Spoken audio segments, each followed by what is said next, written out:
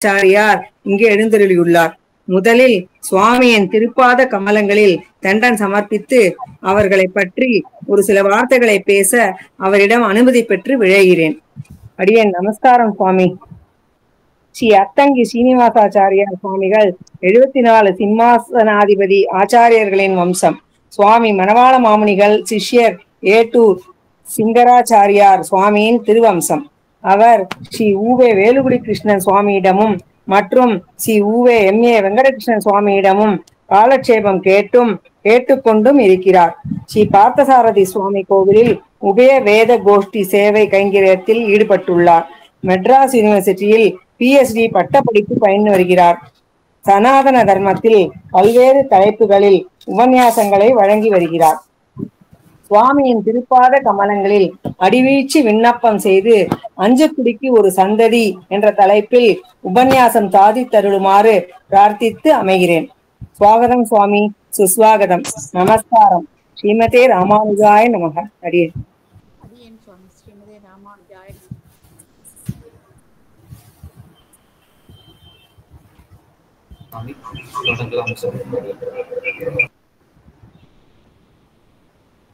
ஆரம்பிக்கலாமா? ஆரம்பிச்சிடலாம் சுவாமி. அடியன்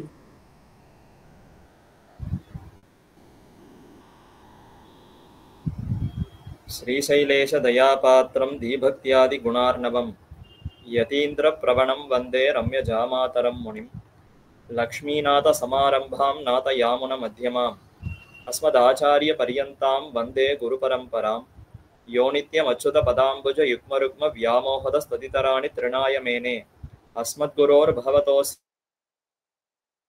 தயைக சிந்தோஹோ ராமானுஜஸ்ய சரணௌ சரணம் பிரபத்யே மாதா பிதா யுவதயஸ்தனயா விபூதி சர்வம் யதேவ நியமேன மதன்வயானாம் ஆத்யஸ்யன குலபதேர் வகுளாபிராமம் ஸ்ரீமத்ததங்கரியுகலம் பிரணமாமி மூர்த்தனா பூதம் சரஷ்ச மகதாஹ்வய பட்டநாத ஸ்ரீ பக்திசார குலசேகர யோகி வாஹான் பக்தாங்கிரேணு பரகால யதீந்திர மிஸ்ரான் ஸ்ரீமத் பராங்குசமுனிம் பிரணதோஸ்மி நித்யம் கர்க்கடே பூர்வபல்குன்யான் துளசி கானனோத்பவாம் பாண்டியே விஸ்வம்பராம் கோதாம் வந்தே ஸ்ரீரங்கநாயகீம் அஞ்சு குடிக்கொரு சந்ததியாய் ஆழ்வார்கள் தம் செயலை வெஞ்சி நிற்கும் தன்மையலாய் பிஞ்சாய் பழுத்தாளை ஆண்டாளை பத்தியுடன் நாளும் வழுத்தாய் மனமே மகிழ்ந்து. ஸ்ரீயப்பதியான எம்பெருமான் அனைத்து உலகத்தினுடைய உஜ்ஜீவனத்திற்காக பற்பல சாஸ்திரங்களை வெளியிட்டருளினான். அந்த சாஸ்திரங்களை எல்லாம் பல ரிஷிகளை கொண்டு அவர்கள் மூலமாக உபதேசிக்கும்படி செய்தான். அப்படி ரிஷிகள் பல சாஸ்திரங்களை உபதேசித்திருந்தாலும் அது பலவும் வடமொழியிலே அமைந்திருந்தது. அந்த வடமொழி சாஸ்திரங்களை நன்கு பயின்று அதிலே நுட்பமாக கூறப்பட்டிருக்கிற அந்த விஷயங்கள் எல்லாம் நன்கு மனதிலே பொருந்தி கொண்டு கடைபிடிப்பதற்கு மிகவும் சிரமமாக இருந்தது. அதுவும் இப்பொழுது நாம் இருப்பது கலியுகம். கிருத்தயுகத்திலே ரிஷிகளை கொண்டு இந்த சாஸ்திரங்களை எல்லாம் எம்பெருமான் வெளியிட்டருளினான். கிருத்தயுகம்னு சொன்னால் ஞானம் சக்தி அது முழுமையாக இருந்த ஒரு சமயம். ஆயுசும் அதிகம், ஞானமும் அதிகம், சக்தியும் அதிகம். அந்த கிருத்தயுகத்திலே தர்மமும் நன்கு தழைத்து ஓங்கி இருந்தது. ஆனால் நாள் செல்ல ஒவ்வொரு யுகமாக கழிந்த பின் இப்ப கலியுகத்துல எப்படி இருக்கிறதுனா அனைத்துமே கால் பங்காக குறைந்து விட்டது. ஞானம் சக்தி அதே போல தர்மம் அனைத்தும் கால் பங்குக்கு கீழே குறைந்து விட்டது. இப்ப கலியுகத்துல இருப்பவர்கள் எல்லாரும் கிருத்தயுகத்துல உபதேசிக்கப்பட்ட அந்த சாஸ்திரங்களை எல்லாம் நன்கு கற்று அதுல இருக்கிற அர்த்தங்களை எல்லாம் கடைபிடிக்க முடியுமான்னு சொன்னால் ஞானமும் குறைவு, சக்தியும் குறைவு, ஆற்றலும் குறைவு, ஆயுசும் குறைவுன்னு இத்தனை தடைகள் இருந்தால் எப்படி அந்த சாஸ்திரங்களை நன்கு கற்று உணர முடியும்?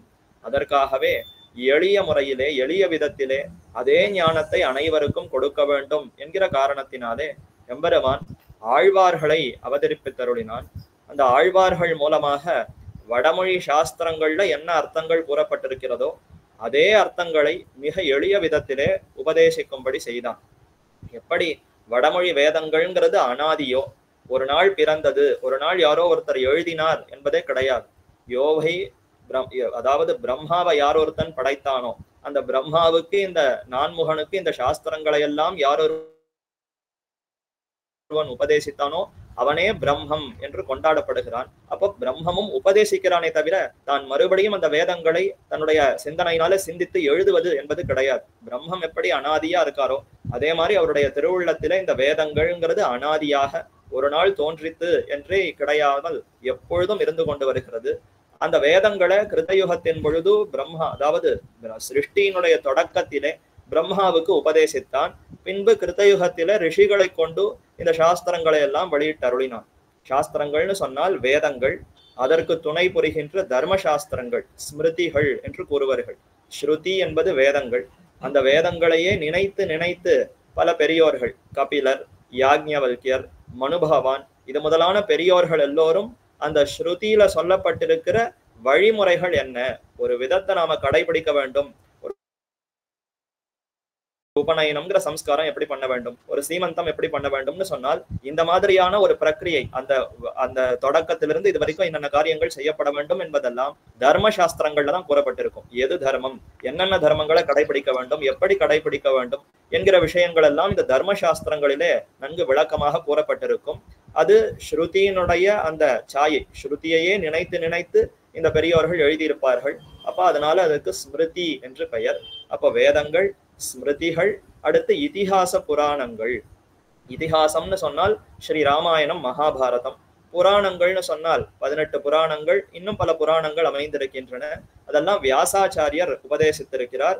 பிரம்மாவினுடைய அனுகிரகத்தினாலே ஞானத்தை பெற்று வியாசர் தான் அத்தனை புராணங்களையும் பிரவர்த்தனம் செய்தார். ஆக இதெல்லாம் சாஸ்திரங்கள்.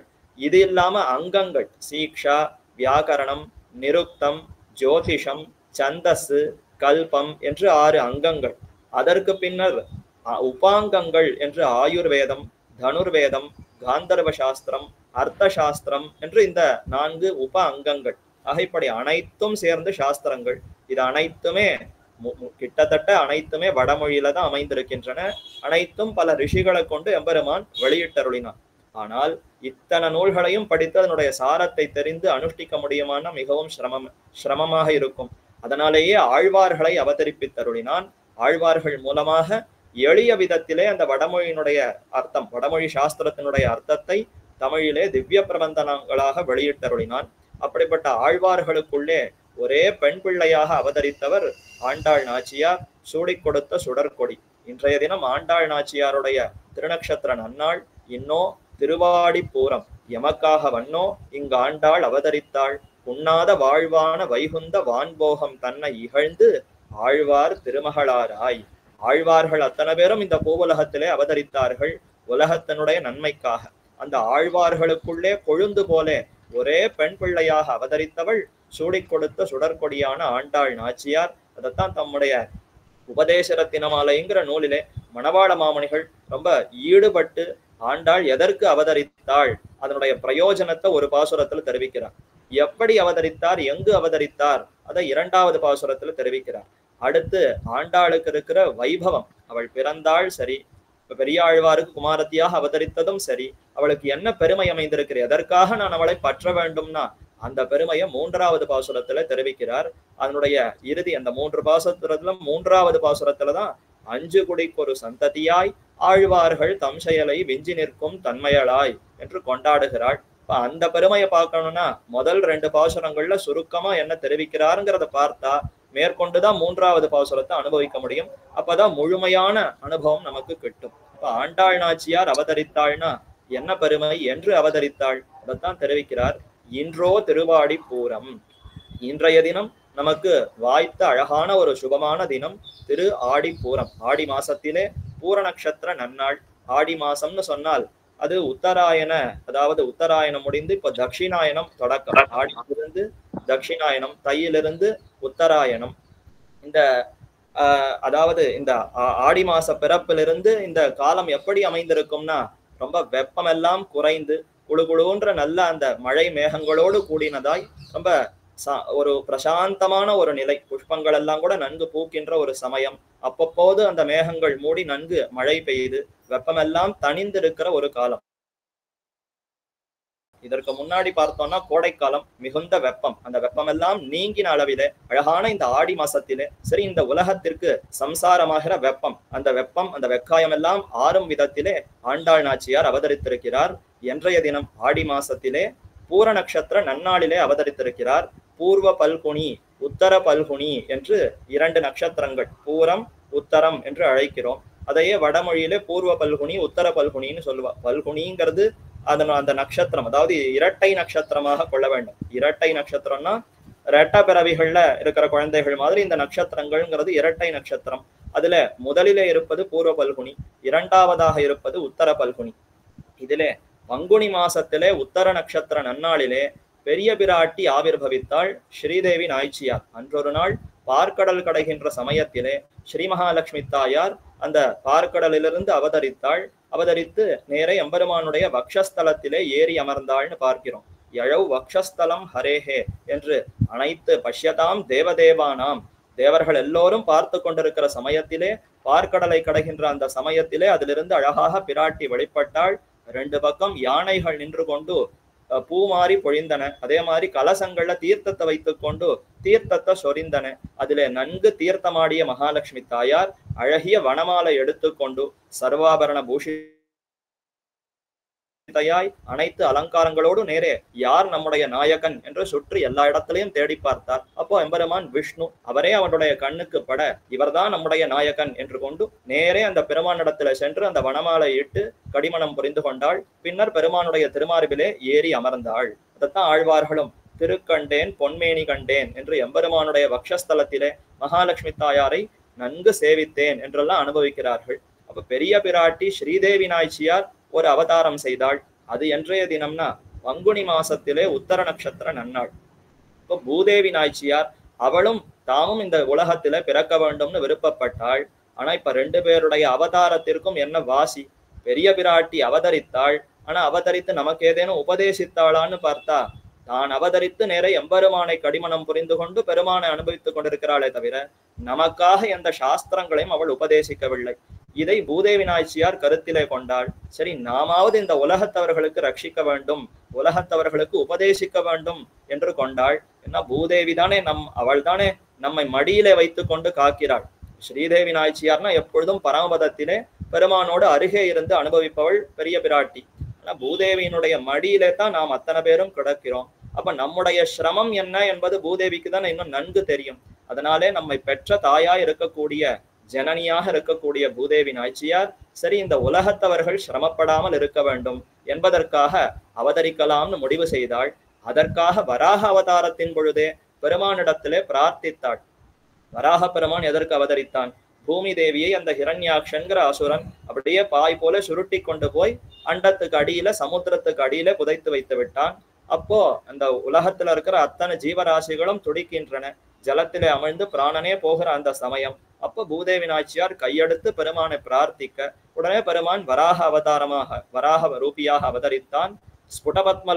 ஸ்புடபத்மலோச்சனஹ மகாவராக கோலவராக முன்னாய் என்று பெரிய வராக உருவத்தோடு எம்பெருமான் அவதரித்து பூமியை இடர்ந்தெடுத்தான். பூமியினுடைய சிரமத்தை எல்லாம் போக்கினான். பூமியில இருக்கிற அத்தனை பேருக்கும் பிராணனையே திருப்பி கொடுத்தான்.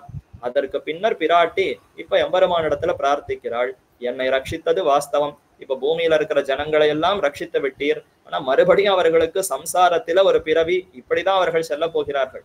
அடியேன் பிரார்த்திப்பது என்னன்னா இந்த சம்சாரத்திலிருந்தே விடுபட வேண்டும், அதற்கு ஏதேனும் வழி இருக்கிறதா என்று கேட்க அதற்கு இருக்கிறதே என்று எம்பெருமான் உபதேசித்தான். அதுதான் வராக புராணம் என்கிற அழகான புராணத்திலே பூதேவி நாச்சியார் பிரார்த்திக்க பெருமான் உபதேசித்ததெல்லாம் அதிலே நன்கு கூறப்பட்டிருக்கிறது. அதுல முக்கியமான சாரம் என்ன என்பதை பிராட்டி தெரிந்து கொண்டாளாம். அதை தெரிந்து கொண்டு சரி இந்த சாரத்தை இவர்களுக்கு வெளியிட வேண்டும், இவர்களெல்லாம் உஜ்ஜீவனம் அடைவதற்கு என்ன வழி என்று தெரிந்து கொண்டு விட்டோம், அதை சரியான தக்கதொரு சமயத்திலே வெளியிட வேண்டுமே என்று காத்து கொண்டிருந்தாள். எப்ப வெளியிடலாம்? கிருதயுகத்துல வெளியிடலாமா, துவாபர யுகம் திரேதா யுகத்துல வெளியிடலாமான்னா அப்பெல்லாம் நன்கு ஞானமோ சக்தியோ ஆற்றலோ நிறைய இருக்கிறது. அந்த சமயத்துல வெளியிட்டா அப்ப இருக்கிற ஜனங்களுக்கு இது ருசிக்குமா, அவர்கள் இதை கடைபிடிப்பார்களான்னு பார்த்தா அவர்கள் நன்கு தபஸ் செய்வதற்கோ தியானம் செய்வதற்கோ ஆற்றலுடையவர்கள் போய் எளிய வழியெல்லாம் அவர்கள் செய்ய மாட்டார்கள். சரி, காலம் வரட்டும் என்று காத்து கொண்டிருந்தவள் அழகான கலியுகத்தின் பொழுது ஆழ்வார்களெல்லாம் அவதரிக்க, இந்த ஆழ்வார்களுக்கு ஒரு சந்ததியாக ஒரே பெண் பிள்ளையாக அவதரிப்போம் என்று முடிவு செய்து, அதனால தான் பெரியாழ்வார் பெண் பிள்ளையாக அவதரித்தாள். அந்த சுபமான தினம்தான் இந்த ஆடி மாசத்து பூர்வ பல்குனி நட்சத்திரம், பூர நட்சத்திரம்.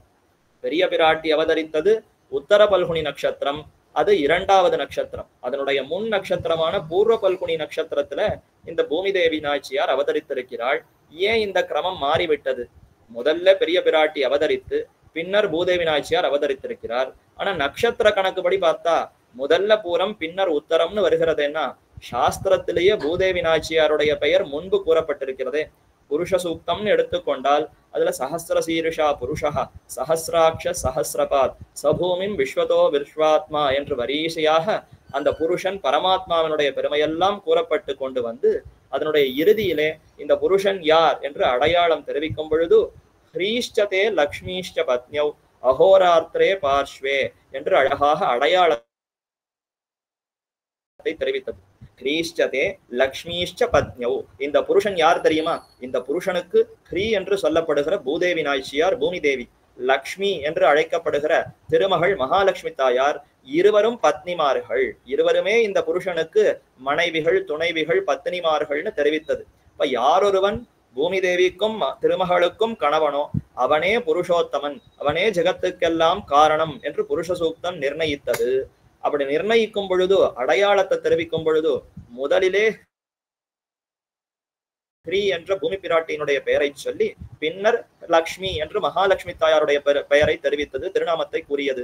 அதே பிரக்கிரியில இப்ப இந்த நட்சத்திரத்தை கணக்கிலையும் வைத்துக் கொண்டால், முதலிலே பூதேவியினுடைய பெயர் வந்ததா, அதனால அவள் பூர்வ பல்குனி நட்சத்திரத்துல அவதரித்தாள். அடுத்து மகாலட்சுமி தாயாருடைய திருநாமம் வந்தது, அவள் உத்தர பல்குனி நட்சத்திரத்துல அவதரித்தாள்னு கொள்ளலாம். ஏன் அப்படி பூமி தேவிக்கு தான் பெருமை அதிகமான்னு சொன்னால், அவள் தானே நமக்காக உபதேசிக்கணும்னு பாரித்தாள். மகாலட்சுமி தாயார் எத்தனையோ கருணையோட இருந்தாலும் நாம் அவளை புருஷகாரமாக பற்றின பிற்பாடுதான் பெருமானிடத்துல தெரிவிப்பாள். இல்ல இவன் நம்மை பற்றி இருக்கிறான், இவனை கைவிடக் கூடாது என்று பெருமானிடத்துல எடுத்து கூறுவது எப்பொழுதுன்னா, நாம் சரணமாக வந்த பிற்பாடு பெருமானை பற்றுகிறோம், ஆஸ்திக்யத்தோடு நடந்து கொள்ளுகிறோம் என்பதெல்லாம் தெரிந்த பிற்பாடுதான் பிராட்டி பெருமானிடத்துல பேசுவாள். தன்னடியார் திறத்தகத்து தாமரையாள் ஆகிலும் சித குறைக்கு மேல் என்னடியார் அது செய்யார் என்று ஆழ்வார்களும் அழகாக காண்பித்தார்கள். பிராட்டி எப்படி பெருமானிடத்துல பேசி நமக்காக சிபாரிசு செய்து நம்மை சேர்த்து வைக்கிறாள் என்ற அந்த பெருமையெல்லாம் பிராட்டிக்கு அமைந்திருக்கிறது. ஆனாலும் பூமியிலே அவதரித்து தாமும் ஒக்க கீழே பிறக்கணும்.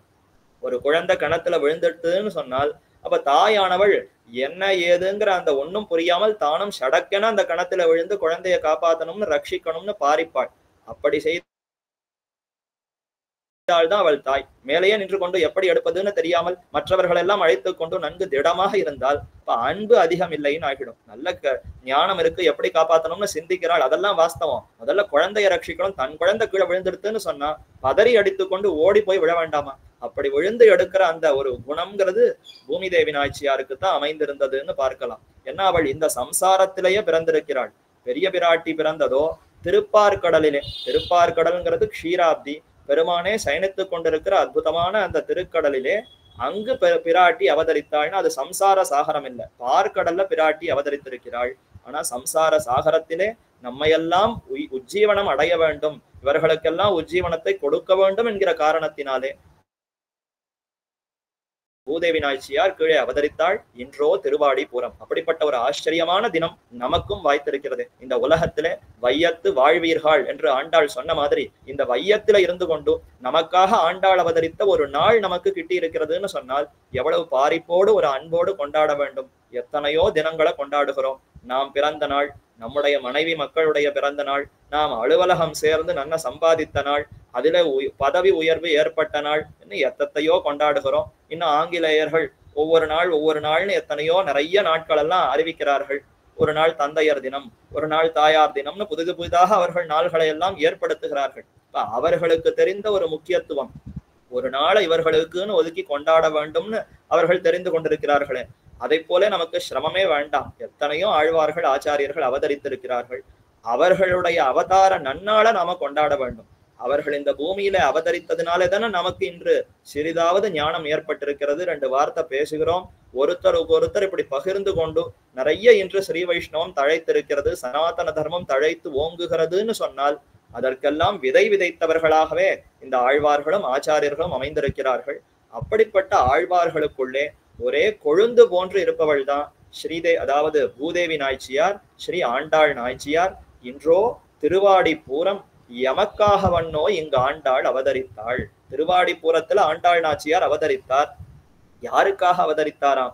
எமக்காக வண்ணோ ஆண்டாள் அவதரித்தாள் என்று மணவாள மாமுனிகள் என்னை இந்த சம்சாரத்திலிருந்து எடுக்க வேண்டும், எனக்கு உஜ்ஜீவனம் கிட்ட வேண்டும் என்பதற்காக அவதரித்திருக்கிறாள்னு ஈடுபட்டு தெரிவிக்கிறார் மணவாள மாமுனிகள்.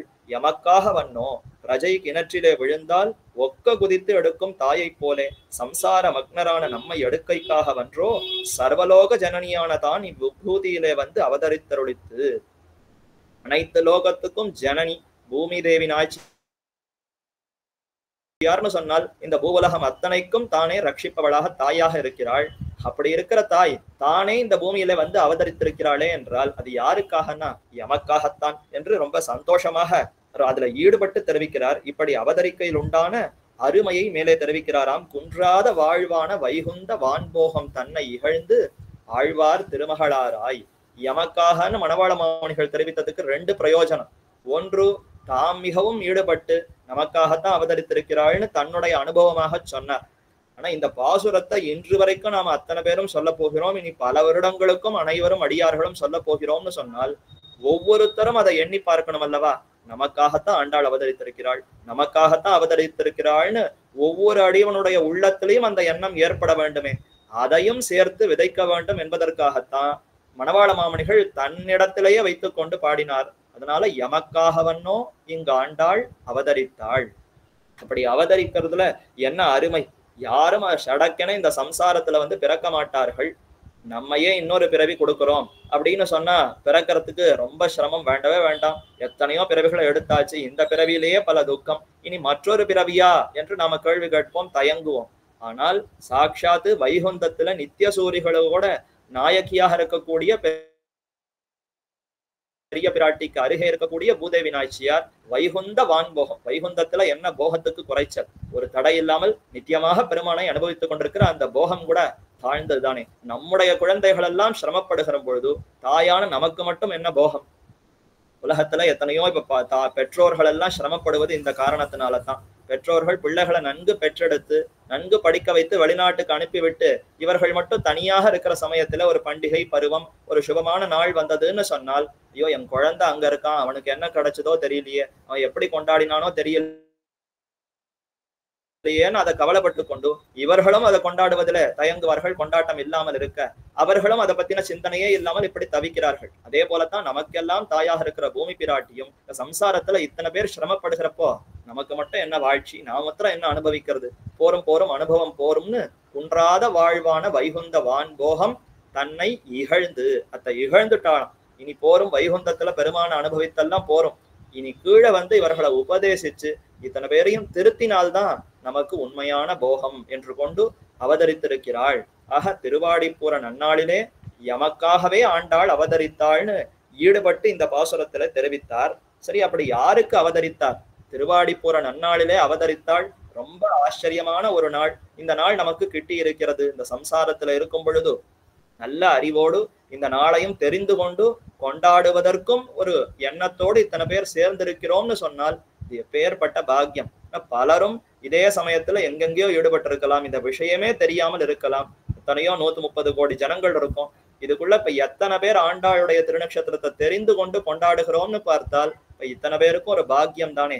அந்த ஒரு அருள், பிராட்டியினுடைய அருள் நமக்கு கிட்டி இருக்கிறதுன்னு இந்த பாசுரத்துல தெரிவித்தார். சரி, யாருக்கு அவதரித்தார்? அதான் அடுத்த பாசுரத்துல அழகா வெளிப்படுத்துகிறார். பெரியாழ்வார் பெண் பிள்ளையாய் ஆண்டாள் பிறந்த திருவாடி பூரத்தின் சீர்மை ஒரு நாளை குண்டோ மனமே உணர்ந்து பார் ஆண்டாளுக்கு உண்டாகில் ஒப்பிதற்கும் உண்டு. திருவாடிப்பூரம்னா அவ்வளவு பெருமைன்னு சொன்னீரே, என்ன பெருமை, ஏது பெருமை? இதே போல மற்றொரு நாள் நமக்கு கிடைக்காதான்னா நிச்சயம் கிடைக்காது. இந்த நாளுக்கு சமமாக மற்றொரு நாள் நமக்கு கிடைக்காது. எப்ப கிடைக்கும் தெரியுமா? ஆண்டாளுக்கு சமமாக மற்றொரு வியக்தி இருக்கிறாள்னு சொன்னால் இப்ப ஆண்டாள் அவதரித்த இந்த நாளுக்கும் சமமாக மற்றொரு நாள் நமக்கு கிடைக்குமே தவிர எப்ப ஆண்டாளுக்கு ஒப்பு சொல்லுவதற்கு யாருமே இல்லையோ அப்ப அப்ப அவள் அவதரித்த இந்த நாளுக்கும் சமமாக மற்றொரு நாள் கிடையாது. அதைத்தான் தெரிவிக்கிறார். சரி, அந்த ஆண்டாளுக்கு என்ன பெருமைனா, பெரியாழ்வார் பெண் பிள்ளையாய் ஆண்டாள் பிறந்த திருவாடி பூரத்தின் சீர்மை. பெரியாழ்வார் விஷ்ணு சித்தர் ஆணி மாசம் சுவாதி நட்சத்திரத்திலே ஸ்ரீவில்லிபுத்தூருங்கிற அற்புதமான திவ்ய கஷேத்திரம் திவ்ய தேசத்திலே அவதரித்தார். சற்று தினங்களுக்கு முன்னர் தான் கொண்டாடினோம் பெரியாழ்வாருடைய திருநக்ஷத்திரம். விஷ்ணு சித்தர் சாட்சாத்து எம்பெருமானுக்கே மிகவும் உகந்து கொண்டாடத்தக்கவராய் மாமனார் ஸ்தானம். இப்ப கோதை பிராட்டிய திருக்கல்யாணம் பண்ணி கொடுத்திருக்கிறாருன்னா அப்ப பெருமானுக்கே மாமனார் ஸ்தானம். குருமுகம் அனதீத்ய பிராகவேதான் அசேஷான் நரபதி பரிக்ளுப்தம் சுல்க மாதாது காமஹ ஸ்வசுரம் அமரவந்தியம் ரங்கநாதஸ்ய சாக்ஷாத் விஜகுல திலகம் தம் விஷ்ணு சித்தம் நமாமி என்று நாதமுனிகள் கொண்டாடுகிறார். அப்படிப்பட்ட உயர்ந்த ஒரு பெருமை கொண்டிருக்கிற விஷ்ணு சித்தர் பெரியாழ்வார் மங்களா சாசனத்தில் மத்துள்ள ஆழ்வார்கள் தங்கள் ஆர்வ தளவுதான் அன்னி பொங்கும் பரிவாலே வில்லிபுத்தூர் பட்டர்பிரான் பெத்தான் பெரியாழ்வார் என்னும் பெயர் என்று மற்ற ஆழ்வார்களை காட்டிலும் இவருக்கு இவருடைய திருநாமத்தின் மூலமாகவே பெருமையை உணரலாம். வைகையார், பூதத்தார், பேயார்னு எத்தனையோ திருநாமங்கள் இருந்தாலும் இவருக்கு என்ன திருநாமம்னா பெரிய ஆழ்வார். ஏன் இவர் தான் முதல்ல அவதரித்தாரா? இல்லை. நிறைய பாசுரங்களை கூறியிருக்கிறாரா? அப்படியும் அல்ல. இல்ல ரொம்ப நீண்ட ஆயுசு காலம் வாழ்ந்தாரா? அப்படியும் அல்ல. உயர்ந்த க்ஷத்திரியராக இருந்து ராஜா அரசராக இருந்தாரா? அப்படியும் அல்ல. பின்ன எதற்காக இவருக்கு இந்த பெரியங்கிற அடைமொழி அந்த விசேஷனம் ஏற்பட்டதுன்னா, பொங்கும் பரிவாலே வில்லிபுத்தூர் பட்டர்பிரான் பெத்தான் பெரியாழ்வார். பொங்கும் பரிவு, அந்த அவருடைய திருவுள்ளத்துல இருக்கிற அந்த அன்புங்கிறது அவருடைய உள்ளத்தோடு அடங்கி இல்லாமல் பொங்கியதாம். ஒரு பாத்திரத்துல பால் பொங்கி முழுக்க பிரவகித்ததுன்னா அது எப்படி இருக்கும்? அதே போல ஆழ்வாருடைய உள்ளம் அந்த அன்பு கலக்கம்ங்கிறது அவரோடு நிற்காமல் நம்மையே கலங்கடிக்க வைக்கிறாரே. அவருடைய பாசுரங்களை அனுபவிக்க அனுபவிக்க நமக்கும் அந்த அன்பு பீரிட்டு எழுகுமா போலே அவ்வளவு உருக்கத்தோடு பாசுரங்களை அருளி செய்திருக்கிறார். மேலும் பெருமான சேவித்த மாத்திரத்திலே உனக்கு எந்த ஆபத்தும் வரக்கூடாது கண்ணா, உனக்கு எந்த கஷ்டமும் வரக்கூடாது, திருஷ்டி படக்கூடாது என்று எம்பெருமானுக்கு பல்லாண்டு பாடுகிறார்னு சொன்னால் இதுதானே பரிவு. பெருமான சேவித்த மாத்திரத்திலே பொய் நின்ன ஞானமும் பொல்லா ஒழுக்கும் அழுக்குடம்பும் இன்னின்ன நீர்மை இனியா முறாமை இனி என்னால தாங்க முடியாது, தரிக்க முடியாது, ஞானம் கொடுத்தே பக்தி கொடுத்த போரும் இந்த சம்சார தாபம் என்னால தாங்க முடியல, உடனே உன்னுடைய திருவடிகளை பற்றுகிறேன், இந்த இடத்திலிருந்து என்னை அழைத்து கொண்டு போ என்று பெருமானிடத்துல சரணாகதி பண்ணி என்ன காப்பாத்து, இந்த ஜீவாத்மாவாகிற என்னை நீ ரட்சிக்க வேண்டும்னு பெருமானை அடைந்து பிரார்த்தித்தால் ஞானம் நன்கிருக்கிறதுன்னு அர்த்தம். ஆனால் பிரேமம் அதிகமாக இருக்குன்னு எப்ப சொல்லலாம்னா அந்த பெருமானுடைய அழக சேவித்தால் என்ன அழகு, என்ன கரிய திருமேனி, என்ன மென்மை, என்ன சுகுமாரம், இத்தனை திருவாபரணங்களோடு இன்னும் அந்த அழகு இன்னும் விஞ்சி இருக்கிறது. இவன் போய் இந்த உலகத்தில பொல்லாத உலகத்தில இப்படியும் அங்கடையும் எழுந்தருளினான்னு சொன்னால் யாரால என்ன ஆபத்து வந்துடுமோ தெரியவில்லையே. இத்தனை மென்மையான திருவுடலோடு இவன் நடக்கும் பொழுது எத்தனையோ அசுரர்கள், நிறைய தமோகுணம் ரஜோகுணம் கொண்டவர்கள்லாம் சுத்தி இருக்கா. இவர்களெல்லாம் பார்த்து பொறாமையினாலே கண்ணெச்சில் போட்டா என்ன செய்யறது, யாரால என்ன ஆபத்து வந்து விடுமோ என்று எப்பொழுதும் பயந்து கொண்டு பெருமான சேவித்த மாத்திரத்திலே உனக்கு எந்த ஆபத்தும் வரக்கூடாது, நீ சௌக்கியமா பல்லாண்டு பல்லாண்டு பல்லாயிரத்தாண்டு பல கோடி நூறாயிரம் என்று நூற்றுக்கணக்கான ஆண்டுகள் ஆயிரக்கணக்கான ஆண்டுகள் பிரம்மாவினுடைய ஆயுசு பரியந்தம் என்று பல பல ஊழிகள் ஆழி அந்த அத்தனை ஆண்டுகளும் ஆயிரமான ஆண்டுகளும் நீ சௌக்கியமா இருக்க வேண்டும்னு பெருமானுக்கு ஒரு பல்லாண்டு பாடுகிறாருன்னு சொன்னால் இந்த பரிவு இந்த குணம்ங்கிறது வேறு யாருக்குமே இல்லையே. மற்றவர்களும் பல்லாண்டு பாடி இருக்கிறார்கள். ஆனா தொடங்கி சற்று காலம் சென்று ஒரு 30 பதிகம் 40 பாசுரங்கள் ஆன பிற்பாடு பல்லாண்டு பாடுவார்கள். ஆனா பெரியாழ்வார் எடுத்த எடுப்புல பெருமான சேவித்த மாத்திரத்திலேயே பல்லாண்டு பல்லாண்டு பல்லாண்டுன்னு பல்லாண்டு பாடி இருக்கிறாருன்னு சொன்னால் இந்த பரிவு வேறு யாருக்கும் இல்லையே. ஆக பெரியாழ்வாருக்கு அத்தனை பெருமை கொண்டிருக்கிற பெரியாழ்வாருக்கே குமாரத்தியாக இவர் அவதரித்திருக்கிறார்னு சொன்னால் ஆண்டாளுடைய பெருமையை நாம என்னன்னு எப்படி வர்ணிப்பது?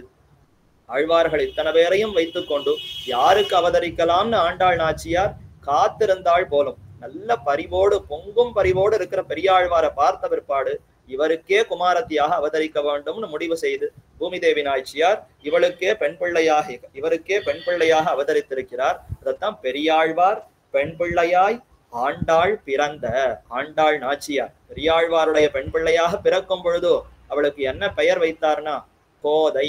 கோதைன்னா தமிழ்ல மாலைன்னு அர்த்தம். கோதா என்று வடமொழியில திருநாமம். இதைத்தான் பெயராக சூட்டுகிறார் பெரியாழ்வார். பெரியாழ்வாருடைய நந்தவனம், அங்கே துளசி செடிகள் எல்லாம் வைத்து பராமரிக்கிறார். திருத்துழாய் செடிக்கு அருகே தானே தம்மை வெளிப்படுத்திக் கொள்கிறார் பூமி தேவி நாச்சியார். அந்த சிறு குழந்தையை பார்த்தவுடனே பேரானந்தம். அந்த குழந்தையினுடைய முகத்துல பெரிய தேஜஸ் ஒளி வீசுகிறது. இந்த குழந்தை எடுத்துக்கொண்டு அணைத்து கொள்ளுகிறார். மிகுந்த ஆனந்தம் ஏற்படுகிறது. அந்த குழந்தைய தன்னந்தனியா இங்க விட்டுட்டு போயிருக்காளே, யார் விட்டா என்ன ஏது ஒன்னும் தெரியலையே என்று மிகுந்த பரிவோடு, பெருமான சேவித்தாலே மிகுந்த பரிவுன்னு பார்த்தோம். குழந்தைய பார்த்த உடனே இன்னும் எவ்வளவு அன்பு ஏற்பட்டிருக்கும். இந்த குழந்தைய நாம தான் ரட்சிக்கணும் என்று அழைத்து கொண்டு போய் நேரே தம்முடைய பத்னியின் இடத்துல கொண்டு போய் கொடுத்தாராம். அப்படி கொடுத்த பிற்பாடு அவளுக்கோ குழந்தை இல்லை. இந்த தம்பதிகள், பெரியாழ்வாருடைய தம்பதிக்கு இதுவரைக்கும் குழந்தையே இல்லாமல் இருக்க, இந்த குழந்தைய அந்த தன்னுடைய மனைவியானவள் எடுத்துக்கொண்டு மாதாவை போல மிகுந்த அன்போடு அணைத்து கொண்டாளாம். அதே சமயத்திலே அவளுக்கு பால் பிரவகித்தது. அந்த பாலையே இந்த குழந்தைக்கு கொடுத்து வளர்த்தார் என்று இங்க வியாக்கியானத்துல அழகாத பிள்ளை லோகம் ஜீயர் சுவாமி எடுத்து காட்டுகிறார். அப்போது வனமுலைகள் சோர்ந்து பாய என்னும்படியிரே ஸ்தன்யம் பிரவகித்தது. ஈன்ற தாய்மார்க்கிறே சுதாதிகள் சன்னிதானத்திலே இரக்கம் பிறந்து இப்படியாவது. ஆகையால் பெண் பிள்ளையாய் அவதரித்த மெய்ப்பாடு இருக்கிறபடி நேரே கர்ப்பம் தரித்து இந்த குழந்தைய பெற்றெடுக்கவில்லைன்னு சொன்னாலும் பெரியாழ்வார் தாம் கொண்டு போய் கொடுத்த பிற்பாடு அந்த குழந்தையை அணைத்து கொண்ட அதே க்ஷணத்திலே தாய்ங்கிற அந்த பரிவு, அந்த அன்பினாலேயே அந்த தாய்க்கு பால் பிரவகித்ததாம்.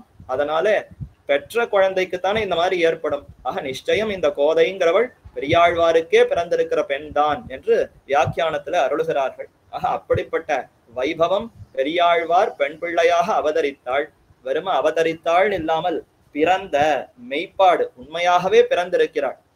அவதரித்தன்னா எங்கேயோ வெளியில இருந்து கொண்டு இந்த சம்சாரத்திலேயே படாமல்,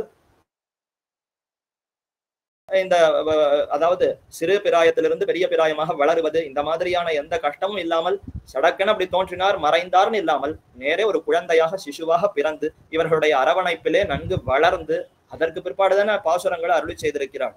5 பிராயத்துலதான் திருப்பாவையை விண்ணப்பித்திருக்கிறாள்னு அதையும் வியாக்கியானத்துல காட்டுகிறார்கள். அப்ப குறைஞ்சபட்சம் 5 பிராயமாவது பெரியாழ்வாரிடத்துல வளர்ந்திருக்க வேண்டுமே. அப்ப பிறக்கிறார் வளர்கிறார்னு சொன்னால் இதெல்லாம் பூமி தேவி செய்கிற காரியமா? பூமி தேவி தான் நம்ம எல்லாம் பெற்றெடுக்கிறாள், வளர்க்கிறாள். அவளே நமக்கு மாதாவாக இருக்க, இப்ப அவளே மிகவும் முகப்போடு இந்த பெரியாழ்வாருக்கு நாம் பிறக்க வேண்டும், நாம் குழந்தையாக இருந்து வளர வேண்டும் மிகவும் விருப்பப்பட்டிருக்கிறாள்னு சொன்னால் இப்ப எப்பேற்பட்ட ஒரு அனுபவம், எப்படிப்பட்ட ஒரு பெருமை. இப்படி இருந்தவள் ஆண்டாள். ஆண்டாள்னு சொன்னால் இந்த குணத்தினாலேயே நம்ம எல்லாம் ஆளுகிறாள். பெரியாழ்வாருக்கு எப்ப இவள் பிறந்திருக்கிறாள்னு பார்த்தோமே, அதுவே போறோம். சாட்சாத்து பூமி தேவியா இருக்கக்கூடியவள் தன்னுடைய பெருமையை பாராமல் பெரியாழ்வாருக்கு குமாரத்தியாக அவதரிக்க வேண்டும்னு அவதரித்திருக்கிறார்னு சொன்னால் இதை பார்த்தாலே இவள் நமக்கு ஆண்டாள்னு முடிவு கட்டிடலாம். இவதான் நமக்கு தலைவி. இவள் இதற்கு பின்னாடி திருப்பாவை உபதேசிக்கட்டும், நாச்சியார் திருமொழி உபதேசிக்கட்டும், அதனாலே இவள் நமக்கு தலைவியா என்றால் அதெல்லாம் பின்னர்.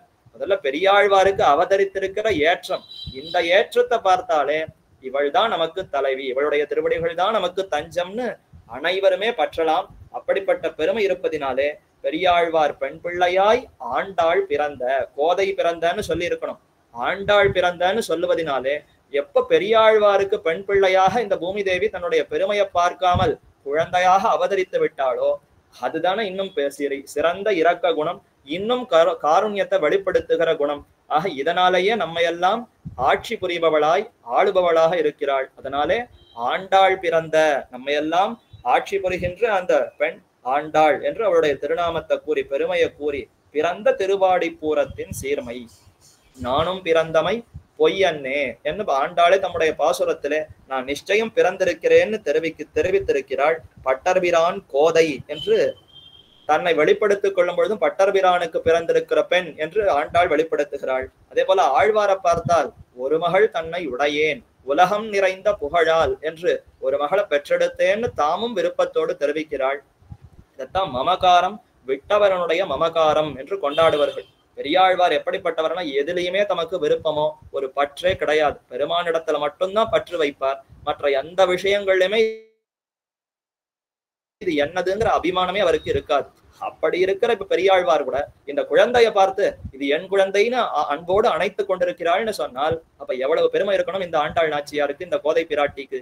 இது துளியும் எதுலையுமே பற்றில்லாத ஒரு பெரிய ஆழ்வார் இந்த பெண்ணை பார்த்த உடனே, குழந்தைய பார்த்த உடனே, நிச்சயம் இவள் என் குழந்தைதான், நான் தான் எடுத்துக்கொண்டு போய் வளர்க்க போகிறேன்னு ஒரு அன்போடு அணைத்து கொண்டு தம்முடைய பத்தினி நடத்துல கொடுத்து நன்கு வளர்க்கிறார். அதுக்கு வேண்டிய சிரமங்கள் எல்லாம் பட்டு ஆகாரம் கொடுத்து அதை வளர்க்கிறார்னு பார்த்தால் அப்போ இது எப்பேற்பட்ட பெருமை. இதே போலத்தான் ஜனகன் சீதா பிராட்டியின் இடத்துல அவ்வளவு அன்போடு இருந்தான். ஜனகன் என்பவன் சுழியும் மமகாரம் அகங்காரமே கிடையாது, ஜீவாத்மாவை பத்தி நன்கு தெரிந்து கொண்டிருக்கிறான். அத்தனை ஞானத்தோடு இருந்தவன் கூட சீதைய கண்டெடுத்த பிற்பாடு இனி இவள் என்னுடைய பெண் மமசுதா என்று ரொம்ப அன்போடு அந்த குழந்தையை வளர்த்தான். பின்னர் திருக்கல்யாணம் செய்து கொடுத்தான்னு பார்க்கிறோம். அது பெரிய பிராட்டி சீதையாக பிறந்த அந்த சமயம். பெரிய பிராட்டி உத்தர நட்சத்திரத்திலே பார்க்கடல்ல அவதரித்தாள்னு பார்த்தோம். அதே பெரிய பிராட்டி சீதா பிராட்டியாகவும் அவதரித்திருக்கிறாள். ஆனா அப்பவும் நிறைய உபதேசங்களை செய்யவில்லை. ஆனால் சரமஸ்லோகமாக பாபானாம்பா சுபானாம்பா வதார்ஹானாம் பிளவங்கம காரியம் கருணமாரியேன நகஷ்டித் நாபராத்தியதி என்று புருஷகாரமாக யாரையும் குற்றவாளி என்று சொல்ல முடியாது. பாபமோ புண்ணியமோ எது செய்திருந்தாலும் ரட்சிக்கப்பட வேண்டும் என்று தன்னுடைய அந்த உறுதி அதை வெளிப்படுத்தினாலே தவிர நமக்காக உபதேசங்களை செய்யவில்லை. ஆனா அதை காட்டிலும் பெரியாழ்வார் பெண் பிள்ளையாக அவதரித்த இந்த சமயத்திலே நமக்காக எத்தனையோ உபதேசித்திருக்கிறாளே, அதனால தான் சீர்மைன்னு தெரிவிக்கிறார். பெரியாழ்வார் பெண் பிள்ளையாய் ஆண்டாள் பிறந்த திருவாடிப்பூரத்தின் சீர்மை. சீதா பிராட்டி பிறந்திருந்தாலும் அதை காட்டிலும் பூமி பிராட்டி அவதரித்த இந்த சமயத்திலே அவளுக்குத்தான் எவ்வளவு பெருமை. ஆகவே இந்த நாளுக்கே அத்தனை பெருமை அமைந்திருக்கிறது என்று கூறி மனமே உணர்ந்து பார், இவற்றின் வாசி அறிகைக்கு பரிகரமான மனசே மேலழ வன்றிக்கே உள்ளுர உணர்ந்து உணர்ந்து பார் என்று தெரிவிக்கிறார். ஆண்டாளுக்கு உண்டாகில் ஒப்பிதற்கும் உண்டு. ஆண்டாளுக்கு ஒரு கால் இன்னொருத்தர் சமம்னு சொன்னால் அப்ப வேணா இந்த நாளுக்கு சமமாக மற்றொரு நாள் இருக்கிறதுன்னு சொல்லலாமே தவிர இப்ப ஆண்டாளுக்கு கிடையாதோ? அப்ப இந்த நாளுக்கும் கிடையாது. அவர்களும் காட்டில் வெஞ்சின க்ஷமா தயாதி குணங்களையும் நாவால் தொகைக்க ஒண்ணாத அழகையும் உடையலாய் என்றே அருளி செய்தது. ஆகையால் அவளுக்கு ஒப்பில்லாதா போல இதற்கும் ஒப்பில்லை என்று கருத்து. சாதாரணமா உருவத்துல பார்த்தாலே மற்ற ஆழ்வார்கள் எல்லாரும் ஆண்கள், ஆண்டாள் ஒருத்தி தான் பெண். அப்படி இருக்கிறச்சையே இவளுக்கு சமமாக மற்றொருவர் இல்லைன்னு கூறிவிடலாம். மேலும் மற்ற ஆழ்வார்கள்லாம் சற்று வயது முதிர்ந்த பருவத்துலதான் உபதேசித்தார்கள். நம்ம ஆழ்வார்னு எடுத்துக்கொண்டால் 16 பிராயம் அவர் வாயே திறக்கவில்லை, மௌனமாக அந்த பெருமானையே குறித்து சிந்தித்துக் கொண்டிருந்தார். உணவு உண்ணவில்லை, பால் குடிக்கவில்லை, அழவில்லை, எந்த காரியத்திலும் ஈடுபடவில்லை. ஆனா 16 பிராயம் பின்னர் மதுரகவி ஆழ்வார் வந்து பிரார்த்தித்த பிற்பாடுதான் உபதேசிக்க தொடங்கினார். ஆனா ஆண்டாள் எப்போ உபதேசித்தாள், எப்போ பாசுரங்கள் அருளி செய்தாள்னா 5 பிராயத்திலே திருப்பாவையை உபதேசித்திருக்கிறாள்னு சொன்னால் இன்னும் சிறு பிராயத்திலேயே இவளுக்கு ஞானம் அந்த பக்தி எல்லாம் முழுமையாக இருக்கிறதே. அப்ப மற்ற ஆழ்வார்களை காட்டிலும் இவளுக்கு அத்தனை பெருமை அமைந்திருக்கிறது. அதைத்தான் இப்ப மேலே 3வது பாசுரத்துல விவரிக்கிறார். 5 குடிக்கொரு சந்ததியாய் ஆழ்வார்கள் தம் செயலை வெஞ்சி நிற்கும் தன்மையளாய் பிஞ்சாய் பழுத்தாளை ஆண்டாளை பத்தியுடன் நாளும் வழுத்தாய் மனமே மகிழ்ந்து. திருவாடிப்புறத்துக்கு சமமாக மற்றொரு நாள் இல்லை, எமக்காகத்தான் பிறந்தாள் என்று கொண்டாடினார். யாருக்கு பிறந்தார்? பெரியாழ்வார் பெண் பிள்ளையாக அவதரித்தார். ஆக அவளுக்கும் ஒப்பில்லை, இந்த நாளுக்கும் ஒப்பில்லை என்று தெரிவித்தார். சரி, அப்படி என்னதான் வைபவம்? வைபவத்தையே சொல்லலையே, ஒப்பில்லை, சமம் இல்லை, இந்த நாளுக்கு சமம் இல்லைன்னு கூறிக்கொண்டு வந்தீர். எதனாலே சமம் இல்லை? இதோ இதனாலதான் 5 குடிக்கு ஒரு சந்ததியாய் ஆழ்வார்கள் தம் செயலை வெஞ்சி நிற்கும் தன்மையலாய். இப்படி இருப்பதினாலே அவளுக்கு சமமாக மற்றொருவரை கூற முடியாது. ஆகவே என்ன பண்ணணும்னா தினமே அவளுடைய திருவடிகளை நாம் வணங்க வேண்டும். 5 குடி என்பதற்கு அழகா பெரியோர்கள் விளக்குகிறார்கள். 5 குடி, அஞ்சும் குடி, மிகவும் பயப்படுகிற குடியாம். ஆழ்வார்கள் எல்லாம் எப்பொழுதும் வயிற்றிலே நெருப்பை கட்டி கொண்டு பயப்படுவார்கள். ஏன்? நாம தானே சம்சாரத்துல பயப்படுகிறோம். என்னைக்கு என்ன ஆபத்து வரும் தெரியலையே, இன்னைக்கு உத்தியோகம் கிடைக்குமா, நாளைக்கு உத்தியோகம் நிலைக்குமா, வருமானம் ஒழுங்கா வருமா, ஆகாரம் கிடைக்குமான்னு எல்லாத்துக்கும் பயம் பயம் பயம்னு சம்சாரத்தில் நாம் பயப்படுகிறோம். இப்ப ஆழ்வார்களுக்கு ஏது பயம்னா அவர்கள் எம்பெருமானை பார்த்தவுடனே பயப்படுகிறார்கள். ஆளும் ஆளார் ஆழியும் சங்கும் சுமப்பார்தாம் வாலும் வில்லும் கொண்டு பின் செல்வார் மத்தில்லை. பெருமான் அழகா கைகளில வில்லை பிடித்துக் கொண்டு நிற்கிறான் சக்கரவர்த்தி திருமகன். அவரை சேவித்தால் நமக்கு என்ன தோணும்? ஆஹா, அழகான வில்லம்போடு நிற்கிறார், பெரிய வீரன், நல்ல சூரன், தீராதி தீரனா இருக்கார், நம்முடைய ஆபத்தை எல்லாம் பெருமான் போக்கி விடுவார். இது சாதாரண பக்தனுக்கு ஏற்படுகிற உணர்வு. ஆனா ஆழ்வார்கள் இப்படி ராமரை சேவித்தால்னு சொன்னா, எவ்வளவு காலம்பா வில்ல நீயே பிடிச்சிட்டு இருப்ப, உன்னுடைய தாமரை போன்ற கையால இவ்வளவு கரடுமுரடான வில்ல நீ பிடிச்சிட்டு இருந்தா அது தாங்குமா? இந்த தாமரை கைக்கு ஒரு வாட்டம் வந்துடுமே. இவ்வளவு உயர்ந்த வில், உன்னை காட்டிலும் இந்த கோதண்டம்ங்கிறது ராமரை விட இன்னும் உருவத்துல, அதாவது உயரத்துல இன்னும் அதிகமா இருக்குமா. இப்பேற்பட்ட உயர்ந்த வில்ல நீ கையால எத்தனை காலம் பிடித்து கொண்டிருப்பாய்? போரும் போரும், இதெல்லாம் பிடிக்கிறதுக்கு உன் கைக்கு இதுக்கெல்லாம் சக்தியே கிடையாது. அனைத்து உலகத்தையும் எம்பெருமான் தான் தரிக்கிறான். ஆனாலும் இந்த வில்லை ஏந்துவதற்கு பெருமானாலே முடியாது, அம்பை ஏந்துவதற்கு பெருமானாலே முடியாது என்று அதை எங்கிட்ட கொடு, நான் தாங்கி கொண்டு வருகிறேன், உனக்கு அடியவனாக நான் உன்னை தொடர்ந்து பின்னாடி வருகிறேன்னு பிரார்த்திப்பர்கள் ஆழ்வார்கள். சங்கொடு சக்கரம் ஏந்து தடக்கையன்னு பெருமான் சங்க சக்கரங்களை பிடித்து கொண்டிருக்கிறத பார்த்தாலும் பொறுமை, எத்தனை காலம் கைகள்ல பிடித்து கொண்டிருப்பாய்? அந்த ஆயுதங்களை என்னிடத்துல கொடுத்தா தொண்டன் பணியாள் எதற்கு இருக்கிறேன்? தொண்டர்கள் கிங்கரர்கள் தொண்டர்கள்னு சொன்னா அப்ப எல்லாம் பெருமானே செய்து கொண்டிருந்தால் இந்த தொண்டர்கள்லாம் எதற்கு? இப்ப நாங்கள் உங்களுக்கு பின்னாடி வந்து தொண்டு புரிகிறோம் என்று அனைத்துக்குமே பரிந்து பயந்து பெருமானுக்கு எந்த ஒரு சிறு வாட்டமும் வரக்கூடாது என்று அதிலேயே பயந்து கொண்டிருப்பார்களாம். பெருமானுடைய சேஷ்டிதங்களை பார்த்தாலும் இவர்கள் பயப்படுவார்கள். காலை அப்படி நீட்டி சகடாசுரனை உதைத்தார். ஐயோ, இந்த பிஞ்சு காலுக்கு என்ன ஆபத்து வந்துருமோ? நமக்கு தோணவே தோணாடு. சகடாசுரன் போனானா நல்ல காலம் விரோதியை தொலைத்தான் எம்பெருமான்னு சந்தோஷப்படுவோம். ஆனா ஆழ்வார்கள் பார்த்தால் தாமரை போன்ற திருவடியினால கரடுமுரடான சகடாசுரனை உதைத்திருக்கிறான்னு சொன்னால் அந்த திருவடிகளுக்கு என்ன ஆபத்து வந்திருக்குமோ? இதெல்லாம் தாங்குமா? சிறு பிராயம், 6-7 வயசு, 6-7 மாதங்கள், நாள்களோர் 4-5 திங்கள் அளவிலே தாளை நிமிர்த்து சகடத்தை சாடி போய் 4-5 மாதங்கள் தானா, 5-6 மாசம் இருக்கும் குழந்தைக்கு.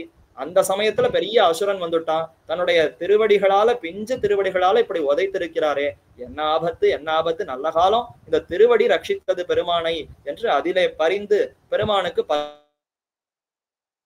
பல்லாண்டு பாடுவர்கள் ஆழ்வார்கள். ஆக அஞ்சும் குடி, பெருமானை எப்ப சேவித்தாலும் அவருடைய அழகுக்கு அந்த திருஷ்டி கண்ணெச்சில் படக்கூடாது. அவருடைய சேட்டித்தங்களை பார்த்தாலும் இப்படியெல்லாம் நீ செய்ய வேண்டுமா? இதெல்லாம் ஏதும் செய்யாமல் உன்னை காத்துக்கொள், நாங்கள் பார்த்து கொள்ளுகிறோம் என்று தங்களுடைய அந்த பரிவை அப்படி வெளிப்படுத்தியிருக்கிறார்கள். அப்ப அஞ்சும் குடி, அந்த அஞ்சும் குடிக்கு ஒரே சந்ததியாக இத்தனை பேருக்கும் சேர்ந்து ஒரே குமாரத்தியாக இவள் பிறந்திருக்கிறாளாம். அதுதான் ஏற்றம். பொய்கையார் தொடங்கி திருமங்கையாழ்வார் ஈராக அத்தனை ஆழ்வார்களுக்கும் பெரியாழ்வார் காலத்தில பிறந்த ஆண்டாள் தான் ஒரே சந்ததி. திருமங்கை ஆழ்வாரே அவதரிக்கல, பெரியாழ்வார் காலத்துல எங்க திருமங்கை ஆழ்வார் அவதரிச்சார். ஆனாலும் இப்ப என்ன தெரிவிக்கிறார்னா, 5 குடிக்கு ஒரு சந்ததினா ஆழ்வார்கள் எத்தனை பேர் இருந்தாலும், ஆண்டாளுக்கு பின்னாடி பிறந்திருந்தாலும் இத்தனை பேருக்கும் சேர்த்து ஒரே பெண் பிள்ளையாக ஆண்டாள் நாச்சியார கொள்ள வேண்டும். ஏன்னா அவருடைய பிராயத்தை பார்த்தால் சிறு குழந்தை தானே, 5 வயசு பிராயத்திலே உபதேசித்திருக்கிறாள். பின்னர் ஒரு 6-7 வயசுலேயே நாச்சியார் திருமொழியை முடித்து நேர எம்பெருமானை அடைந்திருப்பாள். அப்ப அவளுடைய பிராயத்தை பார்த்தாலும் ரொம்ப சிறு குழந்தையாகவே இருக்கிறாள். ஆகவே அனைவருக்குமே இவள்தான் சந்ததி, இவள்தான் பெண் பிள்ளை. ஆழ்வார்கள் தம் செயலை விஞ்சி நிற்கும் தன்மையலாய். ஆழ்வார்கள் எல்லாம் எத்தனை காரியங்கள், எத்தனை செயல்கள், எத்தனை அற்புதங்களை அவர்கள் செய்திருந்தாலும் அதை காட்டிலும் இன்னும் அதிகமாக இவள் செய்வலாம். தான் ஆழ்வார்கள் தம் செயலை விஞ்சி நிற்கும் தன்மையலாய். உலகத்திலேயே ஒரு வழக்கு சொல்லுவது உண்டே, தாய் 8 அடி பாய்ந்தால் குட்டி 16 அடி பாயும். அதே போலத்தான் ஆழ்வார்கள் எல்லாருக்கும் இத்தனை பெருமை. அவர்களே எம்பெருமானிடத்துல இத்தனை ஊற்றத்தோடு பக்தியோடு பாடுகிறார்கள், உபதேசிக்கிறார்கள்னு சொன்னால் அவர்களுக்கெல்லாம் ஒரே சந்ததியாக இருக்கிற ஆண்டாளுக்கு எத்தனை பெருமை இருக்கும். அவள் எவ்வளவு சிறந்த குணத்தை எல்லாம் வெளிப்படுத்தியிருப்பாள். அப்படிப்பட்ட செயல் என்ன செயல்? முக்கியமான செயல் என்னன்னா, ஆழ்வார்கள் எல்லோரும் எம்பெருமானிடத்துல ஈடுபட்டார்கள்.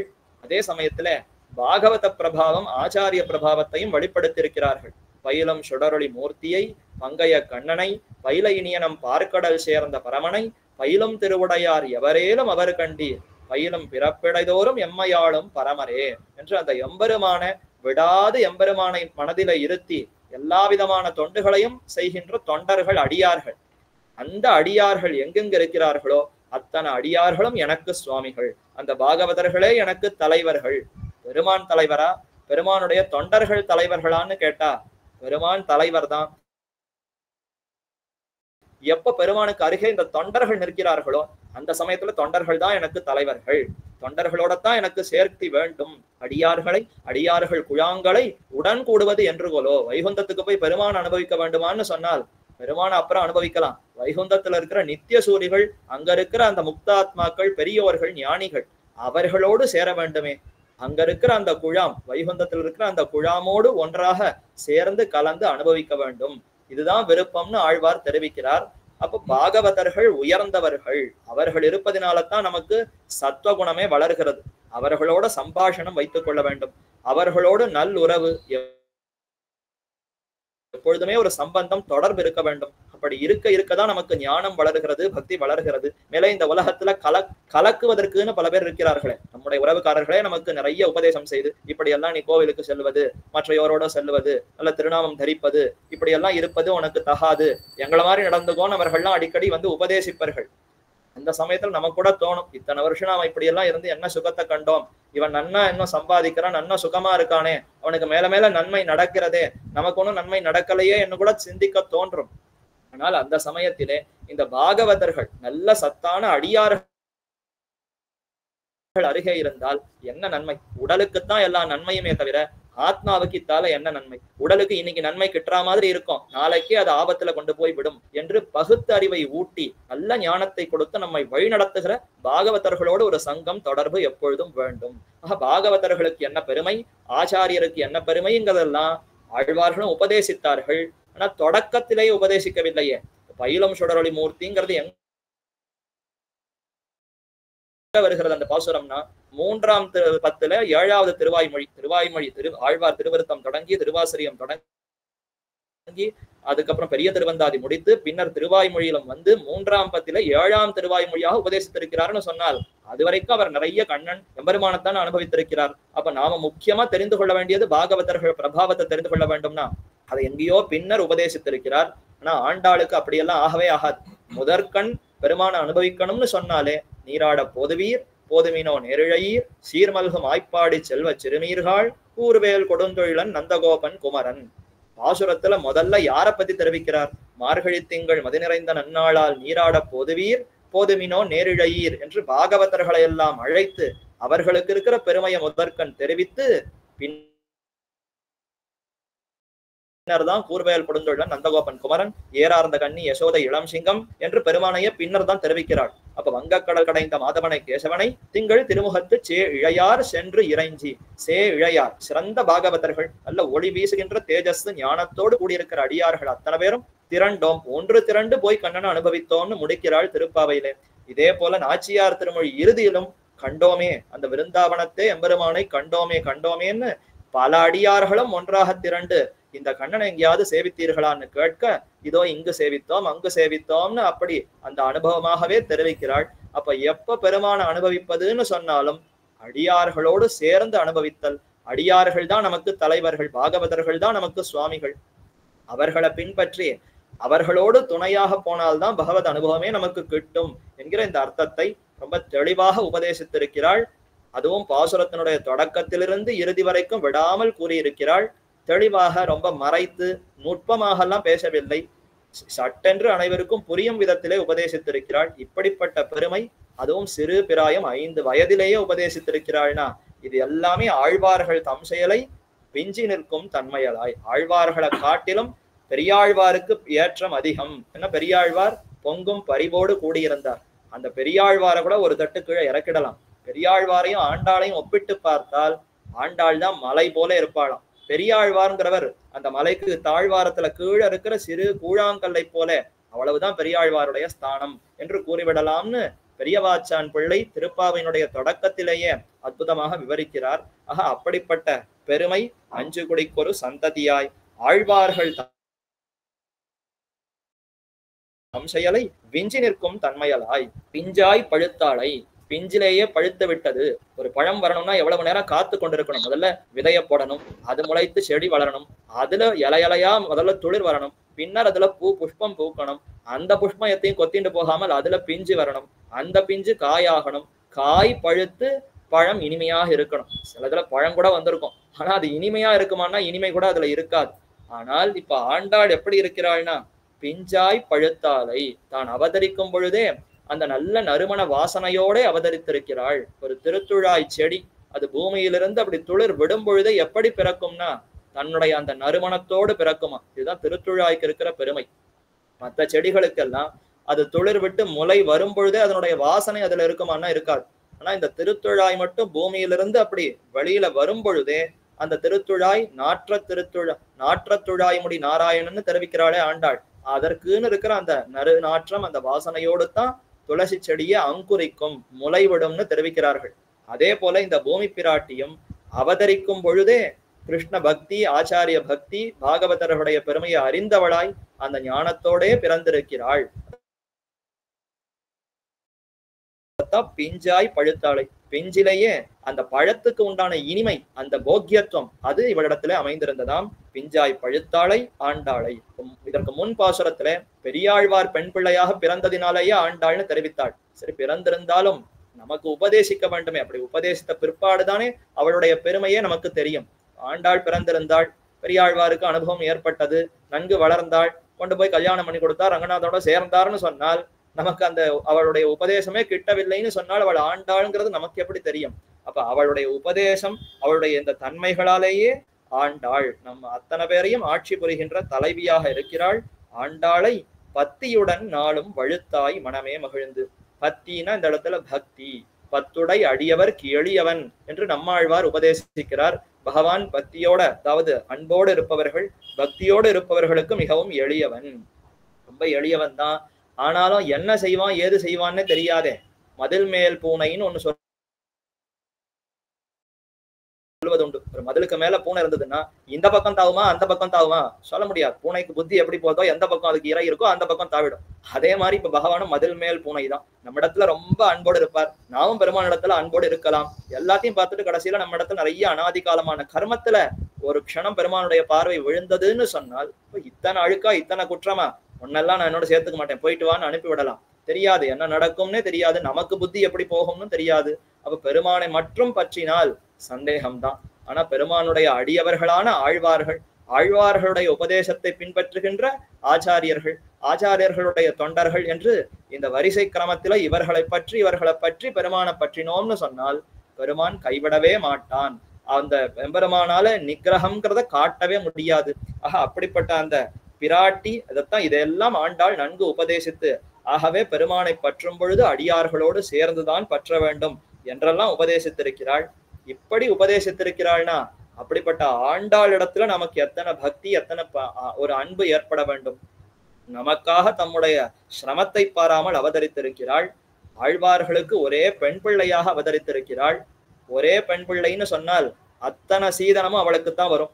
ஒரு பெண்ணுக்கு கல்யாணம் பண்ணி கொடுக்குறோம்னு சொன்னா தாயார் தகப்பனார் எவ்வளவு பாடுபட்டு எவ்வளவு எத்தனை சனத்தி சீதனமா சேர்த்து கொடுக்கிறாள். அதே போல அத்தனை ஆழ்வார்களுக்கும் ஒரு பெண் பிள்ளைன்னு சொன்னால் ஒவ்வொரு ஆழ்வாரும் பாரிக்க மாட்டாரா? நம்முடைய பெண்ணுக்கு நாம கொடுக்கணும்னு பொய்கை ஆழ்வார் தொடக்கமாக திருமங்கை ஆழ்வார் ஈராக அத்தனை பேரும் தமக்கு என்னென்ன அனுபவங்கள் ஏற்பட்டனவோ, தமக்கு எப்பேற்பட்ட ஒரு பக்தி ஏற்பட்டிருக்கிறதோ அது அத்தனையும் சீதனமாக இவளுக்கு கொடுக்க அத்தனையும் பெற்றுக்கொண்டு ஆண்டாள் நாச்சியார் அவதரித்திருக்கிறாள். அதனாலேயே ஒரு தனி சிறப்பு கொண்டிருப்பவள். அப்படிப்பட்ட ஆண்டாளிடத்திலே நாம பக்தியோடு இருக்க வேண்டும். பக்தியுடன் நாளும் வழுத்தாய் மனமே மகிழ்ந்து. இதோ ஒரு நாள் 2 நாள் திருவாடிப்பூர நன்னாள் இன்றைய தினம் ஆண்டாளை நன்கு நினைக்கிறோம் போருமான்னு கேட்டா அப்படியெல்லாம் போராது. நாளும் வழுத்தாய் மனமே மகிழ்ந்து. தினமுமே அந்த பெரியாழ்வார் பெண் பிள்ளையான ஆண்டாள் இடத்திலே நமக்கு பக்தி ஏற்பட வேண்டும். ஏன்னா வேதமனைத்துக்கும் வித்தான திருப்பாவை அருள் செய்திருக்கிறாள். பாதகங்கள் தீர்க்கும் பரமனடி காட்டும் வேதமனைத்துக்கும் வித்தாகும் கோதை தமிழ் 5 அறியாத மானிடரை வையம் சுமப்பதும் வம்பு. இந்த வையத்துல இருக்கிற அத்தனை பேரும் இந்த திருப்பாவையை தெரிந்து கொள்ளவில்லைன்னு சொன்னால் ஒன்றும் பிரயோஜனம் இல்லை. இருப்பது எத்தனையோ மலை இருக்கு, கல்லு கட்டை இருக்கிற மாதிரி நாமும் இருப்போம். ஆனா திருப்பாவையை தெரிந்து கொண்டோம்னு சொன்னால் அப்ப அதுதான் இந்த உலகத்துல வாழ்வதற்கே ஒரு சிறப்பு, அதற்கு ஒரு பயனே அப்பொழுதுதான் கிட்டும்.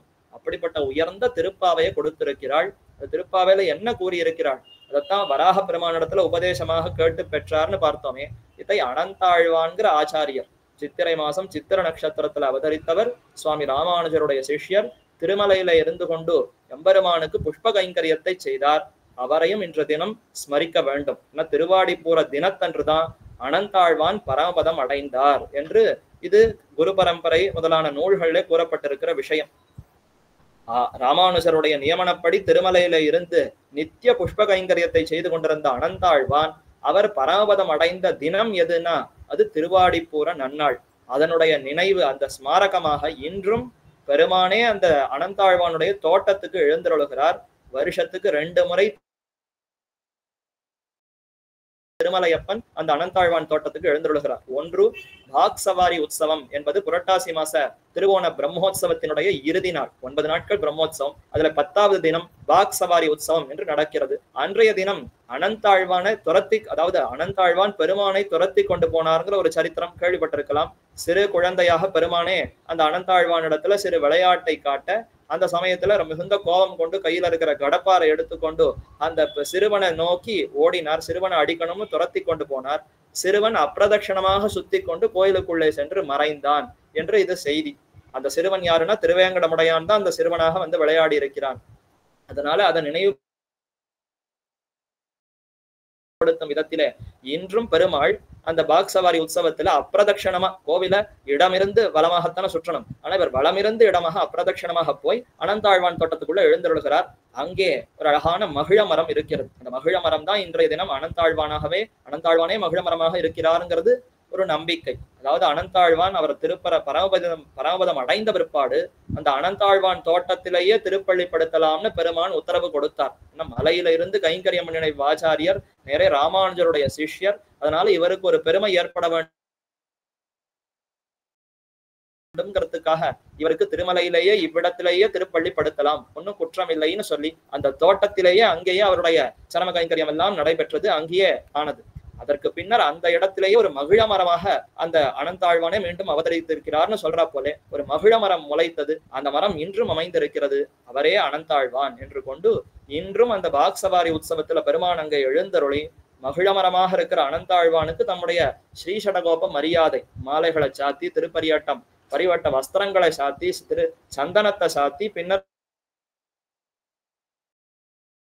சடகோப மரியாதையும் ஆகி எல்லாம் பிரசாதங்களும் கண்டறல பண்ணுகிறார்கள். இது பாக் சவாரி உற்சவம். அடுத்து திருவாடிப்பூர நன்னாள். இன்றைய தினம் சாயங்கால பொழுதுல ஊஞ்சல் உற்சவம் முடிந்த பிற்பாடு பெருமான் வீதியார புறப்பாடு எழுந்தருளுகிற பொழுது உற்சவமூர்த்தி அங்கு எழுந்தருளி அந்த மகிழ மரத்திற்கே ஸ்ரீ சடகோப மரியாதை எல்லாம் நடக்கிறது. அப்போ அவர் பரமபதித்த தினத்திற்கும் பெருமான் நேரே எழுந்தருளி கட்டாட்சிக்கிறார்னு சொன்னால் அனந்தாழ்வானுக்கு எத்தனை பெருமை! என்ன காரணம்னா ராமானுஜருடைய சீடராக இருந்து அதுல சற்றும் வழுவாமல் கைங்கரியம் செய்திருக்கிறார். அப்படிப்பட்ட அனந்தாழ்வான் கோதா சதுஷ்லோகி என்று 4 ஸ்லோகங்களை அருளி இருக்கிறார். ஆண்டாளுடைய வைபவம், கோதா நாச்சியாருடைய வைபவம் என்ன என்பதை 4 ஸ்லோகங்களினாலே வெளிப்படுத்துகிறார். அதுல ஒரு ஸ்லோகத்துல தெரிவிக்கிறார், கல்பாதௌ ஹரிணா ஸ்வயம் ஜனஹிதம் ஸ்வஸ்ய கீர்த்தனம் பிரபதனம் ஸ்வஸ்மை பிரசூனார்ப்பணம் சர்வேஷாம் பிரகடம் விதாத்து மனிஷம் ஸ்ரீ தன்வி நவ்யே புரே ஜாதாம் வைதிக விஷ்ணு தனயாம் கோதாம் உதாராம் ஸ்துமஹ.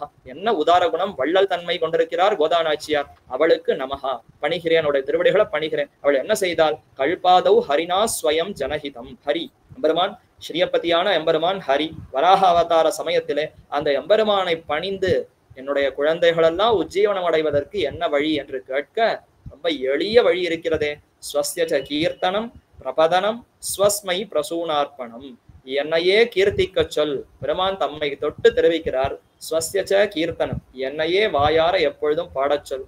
ஸ்வஸ்மை பிரசூனார்ப்பணம், 2 புஷ்பங்கள் ஏதோ கையில கிடைக்கிற 4 புஷ்பங்களை எடுத்துக்கொண்டு திருவடிகள்ல சேர்க்க சொல். பிரசூனான்னா புஷ்பம், அர்ப்பணம்னா சேர்த்தல்.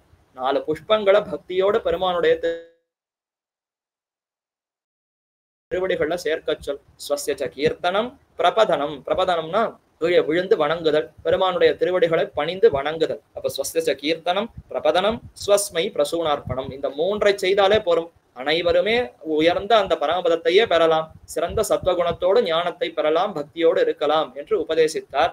இதத்தான் ஆண்டாள் நாச்சியாராக பூமி தேவி பிறந்து வெளியிட்டார். கலியுகத்துல வெளியிட்டாதான் இது அனைவருக்குமே புரியுமே தவிர எப்பொழுதோ கிருதயுகத்திலேயோ துவாபர யுகத்திலேயோ வெளியிட்டிருந்தால் அப்ப சக்தி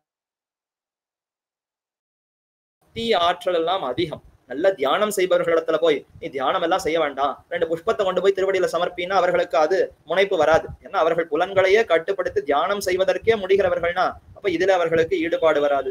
அதனாலே கலியுகத்திலே ஞானமோ சக்தியோ ஆற்றலோ இல்லாத இந்த சமயத்திலே வெளிப்படுத்துவோம்னு காத்து கொண்டிருந்தார். தக்க சமயம் எப்பொழுது வந்ததுன்னா விஷ்ணு சித்தர் அவதரித்து நந்தவனம் அமைத்து பெருமானுக்கு கைங்கரியம் பண்ணுகிற அந்த சமயத்தை எதிர்பார்த்து கொண்டு பெரியாழ்வார் பெண் பிள்ளையாக அவதரித்தாள். திருப்பாவையில அழகா அந்த வழிகளை வெளிப்படுத்துகிறாள். மாயனை மண்ணு வடமதுரை மை சிந்தனை தூய பெருநீர் யமுனை துறைவனை ஆயர் குலத்தினில் தோன்றும் அணிவிளக்கை தாயை குடல் விளக்கம் செய்த தாமோதரனை தூயோமாய் வந்து நாம் தூமலர் தூவி தொழுது வாயினால் பாடி மனத்தினால் சிந்திக்க கோய பிழையும் புகுதருபான் நின்னனவும் தீயினில் தூசாகும் செப்பேலோ ரெம்பாவாய் அந்த பாசுரம் இதுல கூட திருப்பாவையில இறுதியில சொல்லியிருக்கலாமே. தொடங்கி 5வது பாசுரத்திலேயே இந்த அர்த்தத்தை வெளிப்படுத்துகிறாள்னா என்ன உதாரத்தன்மை, என்ன வள்ளல் தன்மை. தூயோமாய் வந்து நாம் ரொம்ப தூய்மையா வரணும்னா என்ன பண்ணணும்? எல்லாம் நீராடி அழுக்கு கலைந்து புதிய வஸ்திரங்களை உடுத்தி கொண்டு இப்படி வரணுமான்னா அதெல்லாம் சொல்லப்படவில்லை. மனசால அங்க இங்க மத்த தேவதைகளிடத்திலயோ மத்த தாழ்ந்த விஷயங்கள்லயோ மனசை பறி கொடுக்காமல் பெருமானை தெரிந்து கொள்ள வேண்டும், பெருமானுடைய திருவடிகள் வேணுங்கிற இந்த ஒன்னே ஒரு விருப்பம் இருந்தால் போறோம்.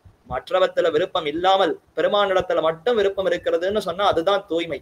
உடலுக்கு தூய்மை இந்த வழி விஷயங்களால ஏற்படுமே தவிர ஆத்மாவுக்கு எது தூய்மைனா யார் ஒருவனுக்கு இந்த ஜீவாத்மா அடிமையோ அந்த ஆண்டவன் அந்த சுவாமியான அந்த எம்பெருமான இடத்துல மட்டும் விருப்பத்தோடு இருத்தல் தான் ஆத்மாவுக்கு தூய்மை. அதைத்தான் தூயோமாய் வந்து நாம் சரி தூய்மையோட வந்து என்ன செய்ய வேண்டும்? நிறைய புலன்கள் அடக்கி தபஸ் பண்ணணும்னா தூமலர் தூவி தொழு. ரொம்ப தூய்மையான புஷ்பங்கள் அந்த புஷ்பத்தை பெருமானுடைய திருவடியில சேர்க்க வேண்டும். தூய்மையான புஷ்பம்னா பெரிய செண்பகம் மனோரஞ்சிதம் தாழம்பூன்னு விலை கொடுத்து வாங்கி அந்த புஷ்பத்தை தான் சமர்ப்பிக்க வேண்டுமான்னு சொன்னால் இங்கும் தூய்மை என்பது மனசால இந்த புஷ்பத்தை சமர்ப்பிக்கும் பொழுது எந்த பலனையும் எதிர்பாராமல் பெருமானுடைய முக விலாசம் இந்த புஷ்பத்தை பெருமானுடைய திருவடிகள்ல சேர்த்தா பெருமான் என்னமா சந்தோஷப்படுறார், எப்படி அவர் சிரிக்கிறார், அவருடைய திருமுகம் இன்னும் அழகா மலர்கிறது என்று அதிலே மட்டும் விருப்பத்தோடு இந்த புஷ்பத்தை சமர்ப்பிக்கணுமே தவிர 4 முழம் புஷ்பத்தை கொடுத்துட்டு நாளைக்கே எனக்கு இந்த இடத்துல இந்த வருமானம் வர வேண்டி இருக்கு, இது வருமா, வந்ததுன்னா நான் இதுலயும் உனக்கு கொஞ்சம் வாங்கி சமர்ப்பிக்கிறேன் என்று ஏதோ பயனை எதிர்பார்த்து இதை சமர்ப்பித்தால் அப்ப தூய்மை குன்றிவிடும். பெருமான் தான் நமக்கு சுவாமியாக இருக்கிறாரே, அப்ப அத்தனையும் அவரே பார்த்து கொடுப்பார். ஒரு குழந்தைக்கு தாய் தந்தை அந்தந்த வயதுக்கு என்னென்ன வேண்டும்னு தாய் தந்தை தானே பார்த்து செய்ய வேண்டும். குழந்தைய பார்த்து அம்மா எனக்கு 5 வயது ஆகிவிட்டது என்னை பள்ளிக்கூடத்துக்கு அனுப்புன்னு குழந்தையா பிரார்த்திக்கும். தாய் தந்தை தான் பள்ளிக்கூடத்துக்கு போகிற வயசு வந்ததுன்னா அதை கொண்டு போய் விட்டு பழக்கி எல்லாம் செய்வார்களே தவிர குழந்தை பிரார்த்தித்து தாய் தந்தை செய்வதுங்கிறது கிடையாது. இந்த குழந்தைக்கு எப்ப பசிக்கிறதோ அந்த சமயத்துல பாலை கொடுத்து ரட்சிப்பதிலிருந்து அத்தனையும் செய்பவள் தாய் தகப்பன் தானே. அதே போலத்தான் இப்ப நாம் அத்தனை பேரும் குழந்தைகள். அப்படிப்பட்ட ஜீவாத்மாக்களா இருக்கிற நாம் அத்தனை பேருமே பகவானுக்கு குழந்தைகள்னு சொன்னால் நாம அது வேண்டும் இது வேண்டும்னு பிரார்த்திக்கவே வேண்டாம். நமக்கு எது வேண்டும் எது நமக்கு தகுங்கிறது பெருமானுக்கு தான் தெரியும். தகுந்ததை பெருமான் தாமே கொடுப்பார். கொடுப்பதை விளக்காமல் இருக்கிறோமா? பெருமான் கொடுக்கும் பொழுது இது வேண்டாம் அது வேண்டாம் நம்ம மனசால எத்தத்தையோ சிந்திக்கிறோம்னு சொன்னால் அதுதான் விளக்குறதுன்னு அர்த்தம். பெருமான் ஒரு இடத்துல எனக்கு சிறந்த பாகவதர்களோடு ஒரு சேர்த்திய கொடுக்குறேங்கிற சமயத்துல நான் இல்ல இது வேண்டாம் எனக்கு அந்த இடத்துல ஏதாவது உத்தியோகம் கிடைக்கிறது, அங்க போய் இருக்க போறேன், அங்க போய் சினிமா பார்க்க போறேன், இங்க போய் விளையாட போகிறேன்னு புத்தி அங்கு இங்கும் சென்றால் அதுதான் விளக்குறதுன்னு அர்த்தம். நான் நேர பெருமான் கொடுக்கறச்சே விளக்கலையேன்னு சொல்லலாம். புத்தியினாலே விளக்குகிறோமே. பெருமான் கொடுக்க வருகிற சமயத்துல புத்தியினால நம்ம எத்தையோ சிந்தித்து கொண்டிருந்தால் அதுதான் விளக்குதலை தவிர கையால் அவர் கொடுக்க வரும்பொழுது விளக்குகிறோம் என்று நேரடி பொருள் அல்ல. அப்ப புத்திய எம்பெருமானிடத்திலையும் அடியார்களிடத்திலையும் செலுத்தினால் அப்ப அது விளக்காமைன்னு அர்த்தம். அதை விட்டுட்டு தாழ்ந்த விஷயங்கள் உடல் சுகங்கள்ல யோசிக்கிறோம்னு சொன்னால் அப்ப விளக்குகிறோம்னு அர்த்தம். இதை செய்யாமல் பெருமானுடைய திருவடிகளுக்கு 2 புஷ்பங்களை சமர்ப்பிக்கலாம். எந்த புஷ்பத்தை வேண்டுமானாலும் அது இந்த பெருமானுடைய திருவடிகளுக்கு சேர்க்க வேண்டும்ங்கிற அன்போடு சேர்க்க வேண்டும். நாகம் கலேபரஸ்யாஸ்ய திராணார்த்தம் மதுசூதன கரஸ்த கமலான்யேவ பாதையோர் அர்ப்பிதம் தவ. அன்றொரு நாள் கஜேந்திராழ்வான் அழகான தாமர புஷ்பத்தை கையால பறித்து இத பெருமானுடைய திருவடிகளுக்கு சேர்க்கணும்னு ஆசைப்பட்டார். ஆசைப்பட்ட சமயத்திலே குளத்திலிருந்து வெளியில வரணும். அந்த சமயத்துல ஒரு முதலையானது காலை பிடித்து இழுத்தது. அப்ப பெருமான பிரார்த்திக்க, ஓ நாராயணா மணிவண்ணா நாகனையாய் வராய் என் ஆரிடரை நீக்காய். பெரிய ஆபத்து. ஐயோ என்னுடைய காலை இந்த முதலை பிடிச்சு இழுக்கிறது. 1000 வருஷம் சண்டை 2 பேருக்கும், யானைக்கும் முதலைக்கும் எத்தனை வருஷம் சண்டைனா 1000 வருஷம் சண்டை. இப்ப எவ்வளவு பெரிய ஆபத்து ஆகிவிட்டதுன்னா துதிக்கை முழுகுகிற ஆபத்து. யானை அந்த குளத்துல அந்த இதுல அப்படியே முழுகி விட்டது, நீரிலே அமிழ்ந்து கிடக்கிறது. துதிக்கை கூட ஜலத்துக்குள்ள போயிடுதான். நமக்கெல்லாம் மூக்கு இங்க இருக்கு, அதனால தலை வந்து ஜலத்துக்கு மேல இருந்ததுன்னா சுவாசம் இருக்கும், பிராணனோட இருக்கலாம். ஆனா யானைக்கு ஒரு சிறப்பு என்ன, அதனுடைய மூக்கு நீளமா இருக்கு, தும்பிக்கை ரொம்ப நீளமா இருக்கு, அதனுடைய நுனி வரைக்கும் அது தன்னை காப்பாத்திக் கொள்ளலாம், நாமே இந்த முதலை இருந்து ரட்சித்துக் கொள்ளலாம்னு போராடி பார்த்தது. அப்ப துதிக்க மாத்திரம் தான் ஜலத்துக்கு வெளியில தெரியறதா, மத்ததெல்லாம் அமிழ்ந்து விட்டது. அந்த சமயத்துல சரி சரி இனிமே நம்மால ரட்சிக்க முடியாது, பெருமான் தான் ரட்சிக்க முடியும் என்று பெருமானிடத்துல பரிவோடு நீதான் வந்து காப்பாற்ற வேண்டும்னு பிரார்த்தித்தது. பிரார்த்தித்த உடனே எம்பெருமான் ஓடி வந்தான். என் ஆரிடரை நீக்காய், பெரிய துக்கம், பெரிய ஒரு கஷ்டம் எனக்கு வந்து விட்டது, நீக்குன்னு இப்ப யானை பிரார்த்தித்ததுன்னு ஆழ்வார் தெரிவிக்கிறார். அது என்ன பெரிய கஷ்டம்? பெருமானை நம்பி பெருமானுக்கு சமர்ப்பிக்க வேண்டும்ங்கிற எண்ணத்தோடு குளத்திலே இறங்கி புஷ்பத்தை பறித்து எல்லாம் அவருக்கு செய்யணும். இதெல்லாம் நல்ல எண்ணம் தானே. குளத்துல இறங்கினதோ, புஷ்பத்தை பறிச்சதோ, அதை பெருமானுக்கு சேர்க்க வேண்டும்னு நினைத்ததோ, இது எல்லாம் பக்தியினால்தானே. இப்படி பக்தனா இருக்கிற எண்ணம் போய் 1000 வருஷம் சிரமப்பட விட்டாயே என்று அந்த யானை நினைத்ததா? அதனாலதான் இப்ப பேரிடர், இவ்வளவு பெரிய கஷ்டம், என்னுடைய சரீரமே போக போகிறதுன்னு அதை அழைத்ததான்னு பார்த்தால் அப்படியெல்லாம் ஏதும் அல்ல. நாம இருந்தா அதான் நினைச்சிருப்போம். முதல்ல நமக்கு புத்தியில என்ன ஏற்படும்னா, என்ன பகவான் கொஞ்சம் கூட கருணை இல்லை, இவ்வளவு காலம் நான் இத்தனை பண்ணியிருக்கேன், உன்னை கூட அவன் நினைக்கலையே, இத்தனை காலம் என்ன சிரமப்பட விட்டானே நாம நினைப்போம். ஆனா அந்த கஜேந்திரம் அத்தையெல்லாம் நினைக்கலையாம். தான் போராடி பார்த்தது, தன்னால ரட்சிக்க முடியாதுன்னு நினைத்தது. அதற்கு பின்னர் என்னுடைய ஆரிடரை நீக்கான்னு இப்ப என்ன ஆரிடர், என்ன பேரிடர் வந்து விட்டது, என்ன துக்கம்னா, இந்த தாமரை புஷ்பம் வாடுறதே. நான் 1000 வருஷம் சண்டை போட்டு இருக்கலாம் இந்த முதலை நடத்துல ரட்சிப்பதற்கு, இதெல்லாம் பார்க்கலாம். ஆனா இந்த தாமரை புஷ்பம் எத்தனை காலம் மலர்ந்திருக்கும்? இந்த மடுவிலிருந்து பறிச்சுட்டேன், அது ஜலத்துல இருக்கிற வரைக்கும் தான் மலரும். ஜலத்துல இருந்து அப்படி வெளியில போட்டா சூரியனுடைய கதிர் அதிகமா ஆச்சுதுன்னா உடனே அது மூடிவிடும். பறிச்ச தாமரை புஷ்பம் பூப்பதே பெருமானுடைய திருவடிகள்ல சேர்ப்பதற்குத்தானே. காரியம் நல்லனைகள் காணில்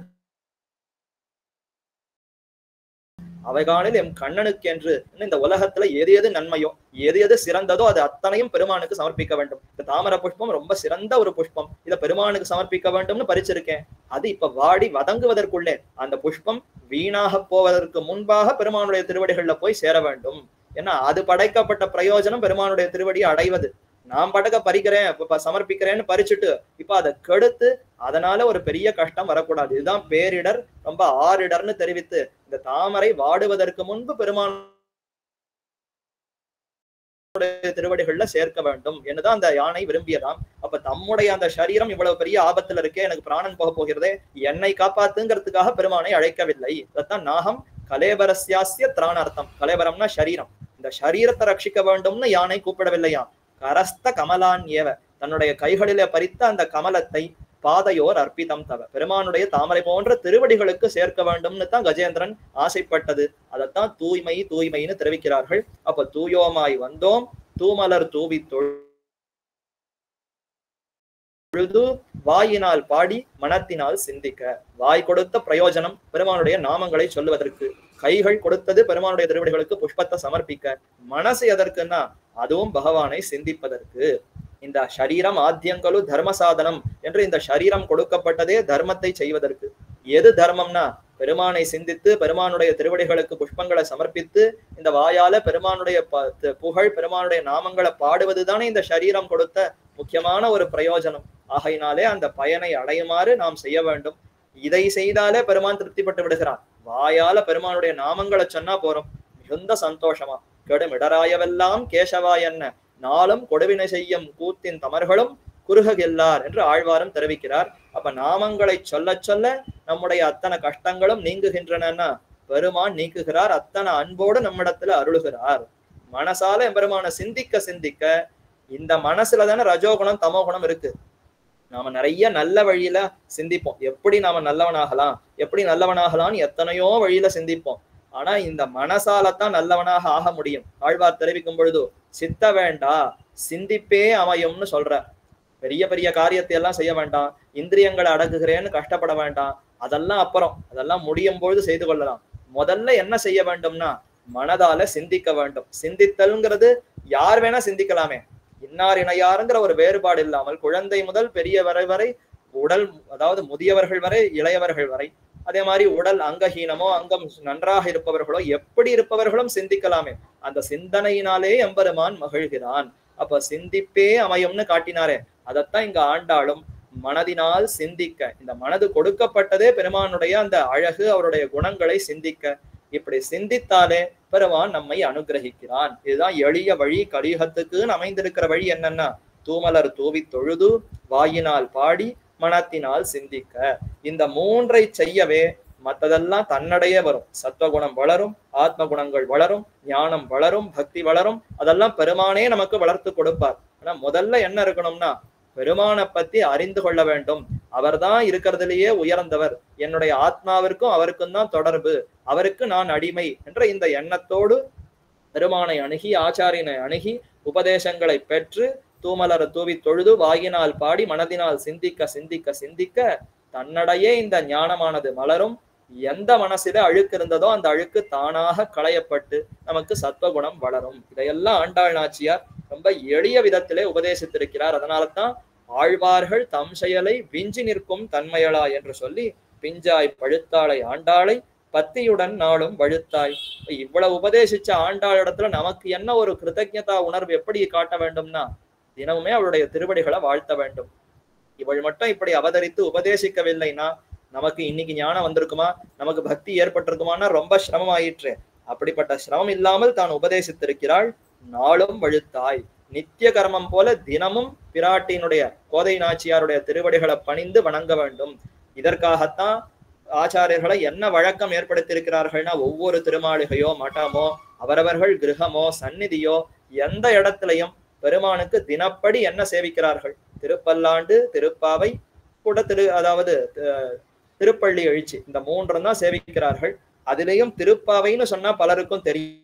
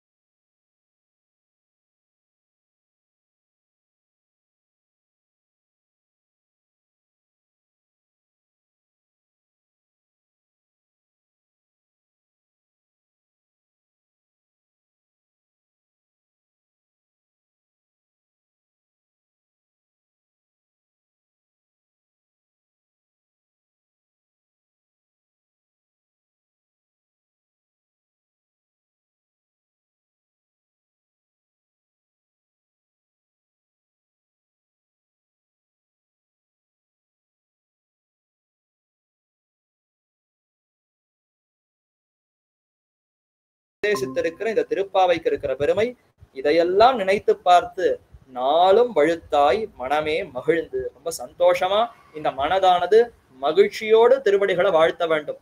ஏதோ கடன் மற்றவர்கள்லாம் சொல்றா பெரியவாள்லாம் உபதேசிக்கிறான் இல்லாமல் அவரவர்கள் தங்கள் மனதாலே உணர்ந்து பார்த்தால் அப்ப அந்த மகிழ்ச்சிங்கிறது தன்னடையே வரும்.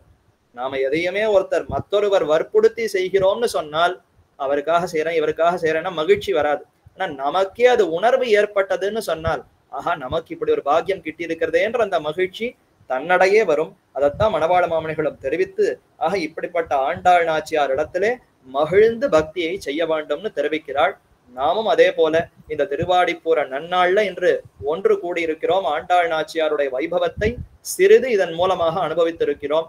அவளுடைய பெருமை எத்தனை நாள் வேண்டுமானாலும் சொல்லலாம். ஏதோ சில மணி காலம் ஒரு மணி காலம் தான் இல்லாமல் ஆண்டாள் நாச்சியாருடைய வைபவத்தை சுவாமி ராமானுசர் தெரிவிக்கிறார். திருப்பாவையை உபதேசிக்க வேண்டும்னு சிஷ்யர்கள் எல்லாம் போய் கேட்க அப்ப ராமானுசர் சொன்னாராம் அதெல்லாம் ரொம்ப கஷ்டம், திருப்பாவையெல்லாம் உபதேசிக்க முடியாது.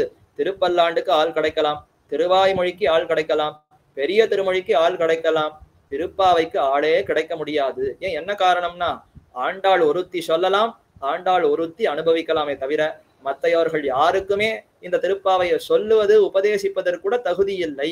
ஏன்னா அந்த பாவமே நமக்கு இல்லையே. ஆண்டாள்ங்கிறவ எத்தனை அன்போடு இந்த பாசுரங்களை பாடியிருக்கிறாள்னு பார்த்தால் அந்த பாவம் இருப்பவர்களால்தான் அந்த பாசுரத்துல எவ்வளவு அர்த்தங்கள் இருக்குங்கிறத புரிந்து கொண்டு உபதேசிக்க முடியும். எப்ப அந்த பாவம் இல்லையோ, அதாவது மோவா எழுந்தவர்களுக்கு முளை எழுந்தார்படி தெரியுமோ என்று தெரிவிக்கிறார். மோவா எழுந்தவர்கள்னா நல்ல தாடி மீசம் முளைச்சிருக்கிற ஆண்கள். ஆண்களுக்கு போய் பெண் பிள்ளையினுடைய அந்த பாவம் தெரியுமா? நானோ ஆண் பிள்ளை, ராமானுசர் தன்னை தெரிவிக்கிறார். நானோ இப்ப ஆணாக இருக்கிறேன், என்னிடத்துல சிறு 5 வயது பெண் குழந்தை உபதேசித்த ஆண்டாள், அவள் உபதேசித்த திருப்பாவினுடைய அர்த்தத்தை கேட்கணும்னு வந்திருக்கிறீர்களே, அதை போய் என்னால உபதேசிக்க முடியுமா? அதனுடைய அர்த்தத்தை என்னால உங்களுக்கு விவரிக்க முடியுமா? அது ஆண்டாள் ஒருத்தியே மறுபடியும் உபதேசிச்சால் தவிர முழுமையாக திருப்பாவினுடைய அர்த்தத்தை கூறி முடிக்க முடியாதுன்னு தெரிவிக்கிறாள். அவள் உபதேசித்த திருப்பாவைக்கே இத்தனை ஏற்றம்னு சொன்னால் இப்ப ஆண்டாளுடைய ஏற்றத்தை எப்படி பேச முடியும், எவ்வளவுன்னு சொல்ல முடியும்? ஆண்டாளுக்கு ஒப்பு இருந்தால் அப்பதான் அவளுடைய பெருமையும் இன்னார் சொல்லி முடித்தேன்னு கூற முடியும். அப்படி கூற முடியாதுங்கிறதுனால அப்ப பேசவே வேண்டாமா? எப்பவுமே ஆண்டாளுடைய வைபவத்தை கூறி முடிக்க முடியாதுன்னு சொன்னால் ஐயோ 1 மணி நேரம் சிரமப்பட்டிருக்க வேண்டாமே, முதல்லயே ஆரம்பித்து ஆண்டாள் வைபவத்தை கூற முடியாது, நிறுத்திக்கலாமேன்னா வாய் கொடுத்த பிரயோஜனம். ஒரு சமுத்திரத்துல போய் பார்க்கிறோம், மொத்த சமுத்திரத்தையும் பார்த்து அனுபவிக்கிறோம், கரையில நின்று கொண்டு 2 நிமிஷம் அப்படி அந்த ஜலம் நம்ம காலப்பட்டதுன்னா சந்தோஷப்பட்டு வந்துடுறோம். நதியில வெள்ளமா தீர்த்தம் போறது, நமக்கு எவ்வளவு வேணுமோ தாகத்துக்கு 2 கை எடுத்துதான் பருக முடியும். மொத்த நதி தீர்த்தத்தையும் என்னால பருக முடியாது, ஆகவே நான் நதியில இருக்கிற தீர்த்தத்தையே பருக போவதில்லைன்னு யாரும் சொன்னால் முட்டாளு தானே தெரிவிப்பார்கள். அதே போலத்தான் ஆண்டாள் நாச்சியாரோட வைபவத்தை முழுவதுமாக அறிந்து கொள்ள முடியாது. ஆனால் நம்மால எவ்வளவு கிரகிக்க முடியுமோ அவ்வளவு கிரகித்தால்தான் மேற்கொண்டு இந்த சத்வகுணத்தோடு வளர முடியும். நம்முடையும் அந்த பக்தியும் வளரும். மேலே மேலே நமக்கு சத்வகுணம் வளர்ந்து, ஞானம் வளர்ந்து, பக்தி வளர்ந்து, இறுதியிலே ஆண்டாள் நாச்சியாரோடு சேர்ந்திருக்கிற, கோதாவோடு சேர்ந்திருக்கிற ஸ்ரீ ரங்கநாத பெருமாள், ரங்கமன்னார் சுவாமி அவருடைய திருவடிகளை அடைந்து மீண்டும் இந்த சம்சாரத்திலே தாபம் படாமல் இருக்க வேண்டும்னு சொன்னால் அப்ப நம்மால எவ்வளவு முடியுமோ அவ்வளவு ஆண்டாள் நாச்சியாருடைய வைபவத்தை அனுபவிக்க வேண்டும். அதையே ஒரு முக்கிய பொருட்டாக கொண்டு ஏதோ போதையந்த பரஸ்பரம் என்று கண்ணன் தெரிவித்தா போலே அடியார்கள் இருந்தால் நமக்கு தெரிந்ததை பலரோடும் பகிர்ந்து கொள்ள வேண்டும். இதுதான் ஒரு பக்தனுக்கு இருக்கிற லட்சணம்னு தெரிவிக்கிறார். அந்த ரீதியிலே அடியனுக்கு தெரிந்த 2 விஷயங்களை இன்றைய தினம் சோமான தினம் ஆண்டாள் நாச்சியாருடைய அவதரித்த நாள் என்பதினாலே சுருக்கமாக சில மணித்துளிகள் அத்தை உபதேசிக்கலாம், அத்தை விவரிக்கலாம்ங்கிறதுக்காக விவரித்திருக்கிறேன். குற்றம் குறைகள் இருந்தால் க்ஷமிக்கும்படி பிரார்த்திக்கிறேன். இதுல ஏதேனும் நல்ல கருத்துகள் அடங்கி இருந்தால் அது ஆண்டாள் நாச்சியாருடைய அனுகிரகத்தினாலும் அடியனுடைய ஆச்சாரியர்களுடைய அனுகிரகத்தினாலும் ஏற்பட்டது என்பதையும் சொல்லிக்கொண்டு அமைகிறேன். செங்கன் திருமுகத்து செல்வ திருமாலால் எங்கும் திருவருள் பெற்று இன்புற வேண்டும். அதற்கு ஸ்ரீ நாயிகா சமேத ஸ்ரீ பார்த்தசாரதி எம்பெருமான் ருக்மிணி பிராணநாதாய பார்த்தசௌதாய மங்களம் என்று ஸ்ரீ பார்த்தசாரதி எம்பெருமான் அவருடைய கட்டாட்சம், அவருடைய அனுகிரகம் ஏற்பட வேண்டும் என்பதையும் பிரார்த்தித்துக் கொண்டு அமைகிறேன். பிருந்தாரண்ய நிவாசாய பலராமானுஜாய ருக்மிணி பிராணநாதாய பார்த்தசௌதாய மங்களம். ஸ்ரீமத்தே விட்டுச்சித்தாரிய மனோநந்தன ஹேதவே நந்தநந்தன சுந்தரியை கோதாயை நித்யமங்கலம். ஸ்ரீமதே ரம்மஜாமாத்ரு முனீந்திராய மகாத்மனே ஸ்ரீரங்கவாசினே பூயாத் நித்யஸ்ரீ நித்யமங்கலம். ஆழ்வார் திருவடிகளே சரணம், ஆண்டாள் திருவடிகளே சரணம், எம்பெருமானார் திருவடிகளே சரணம், ஜீயர் திருவடிகளே சரணம். அடியேன் தன்ய சாமி அடியேன்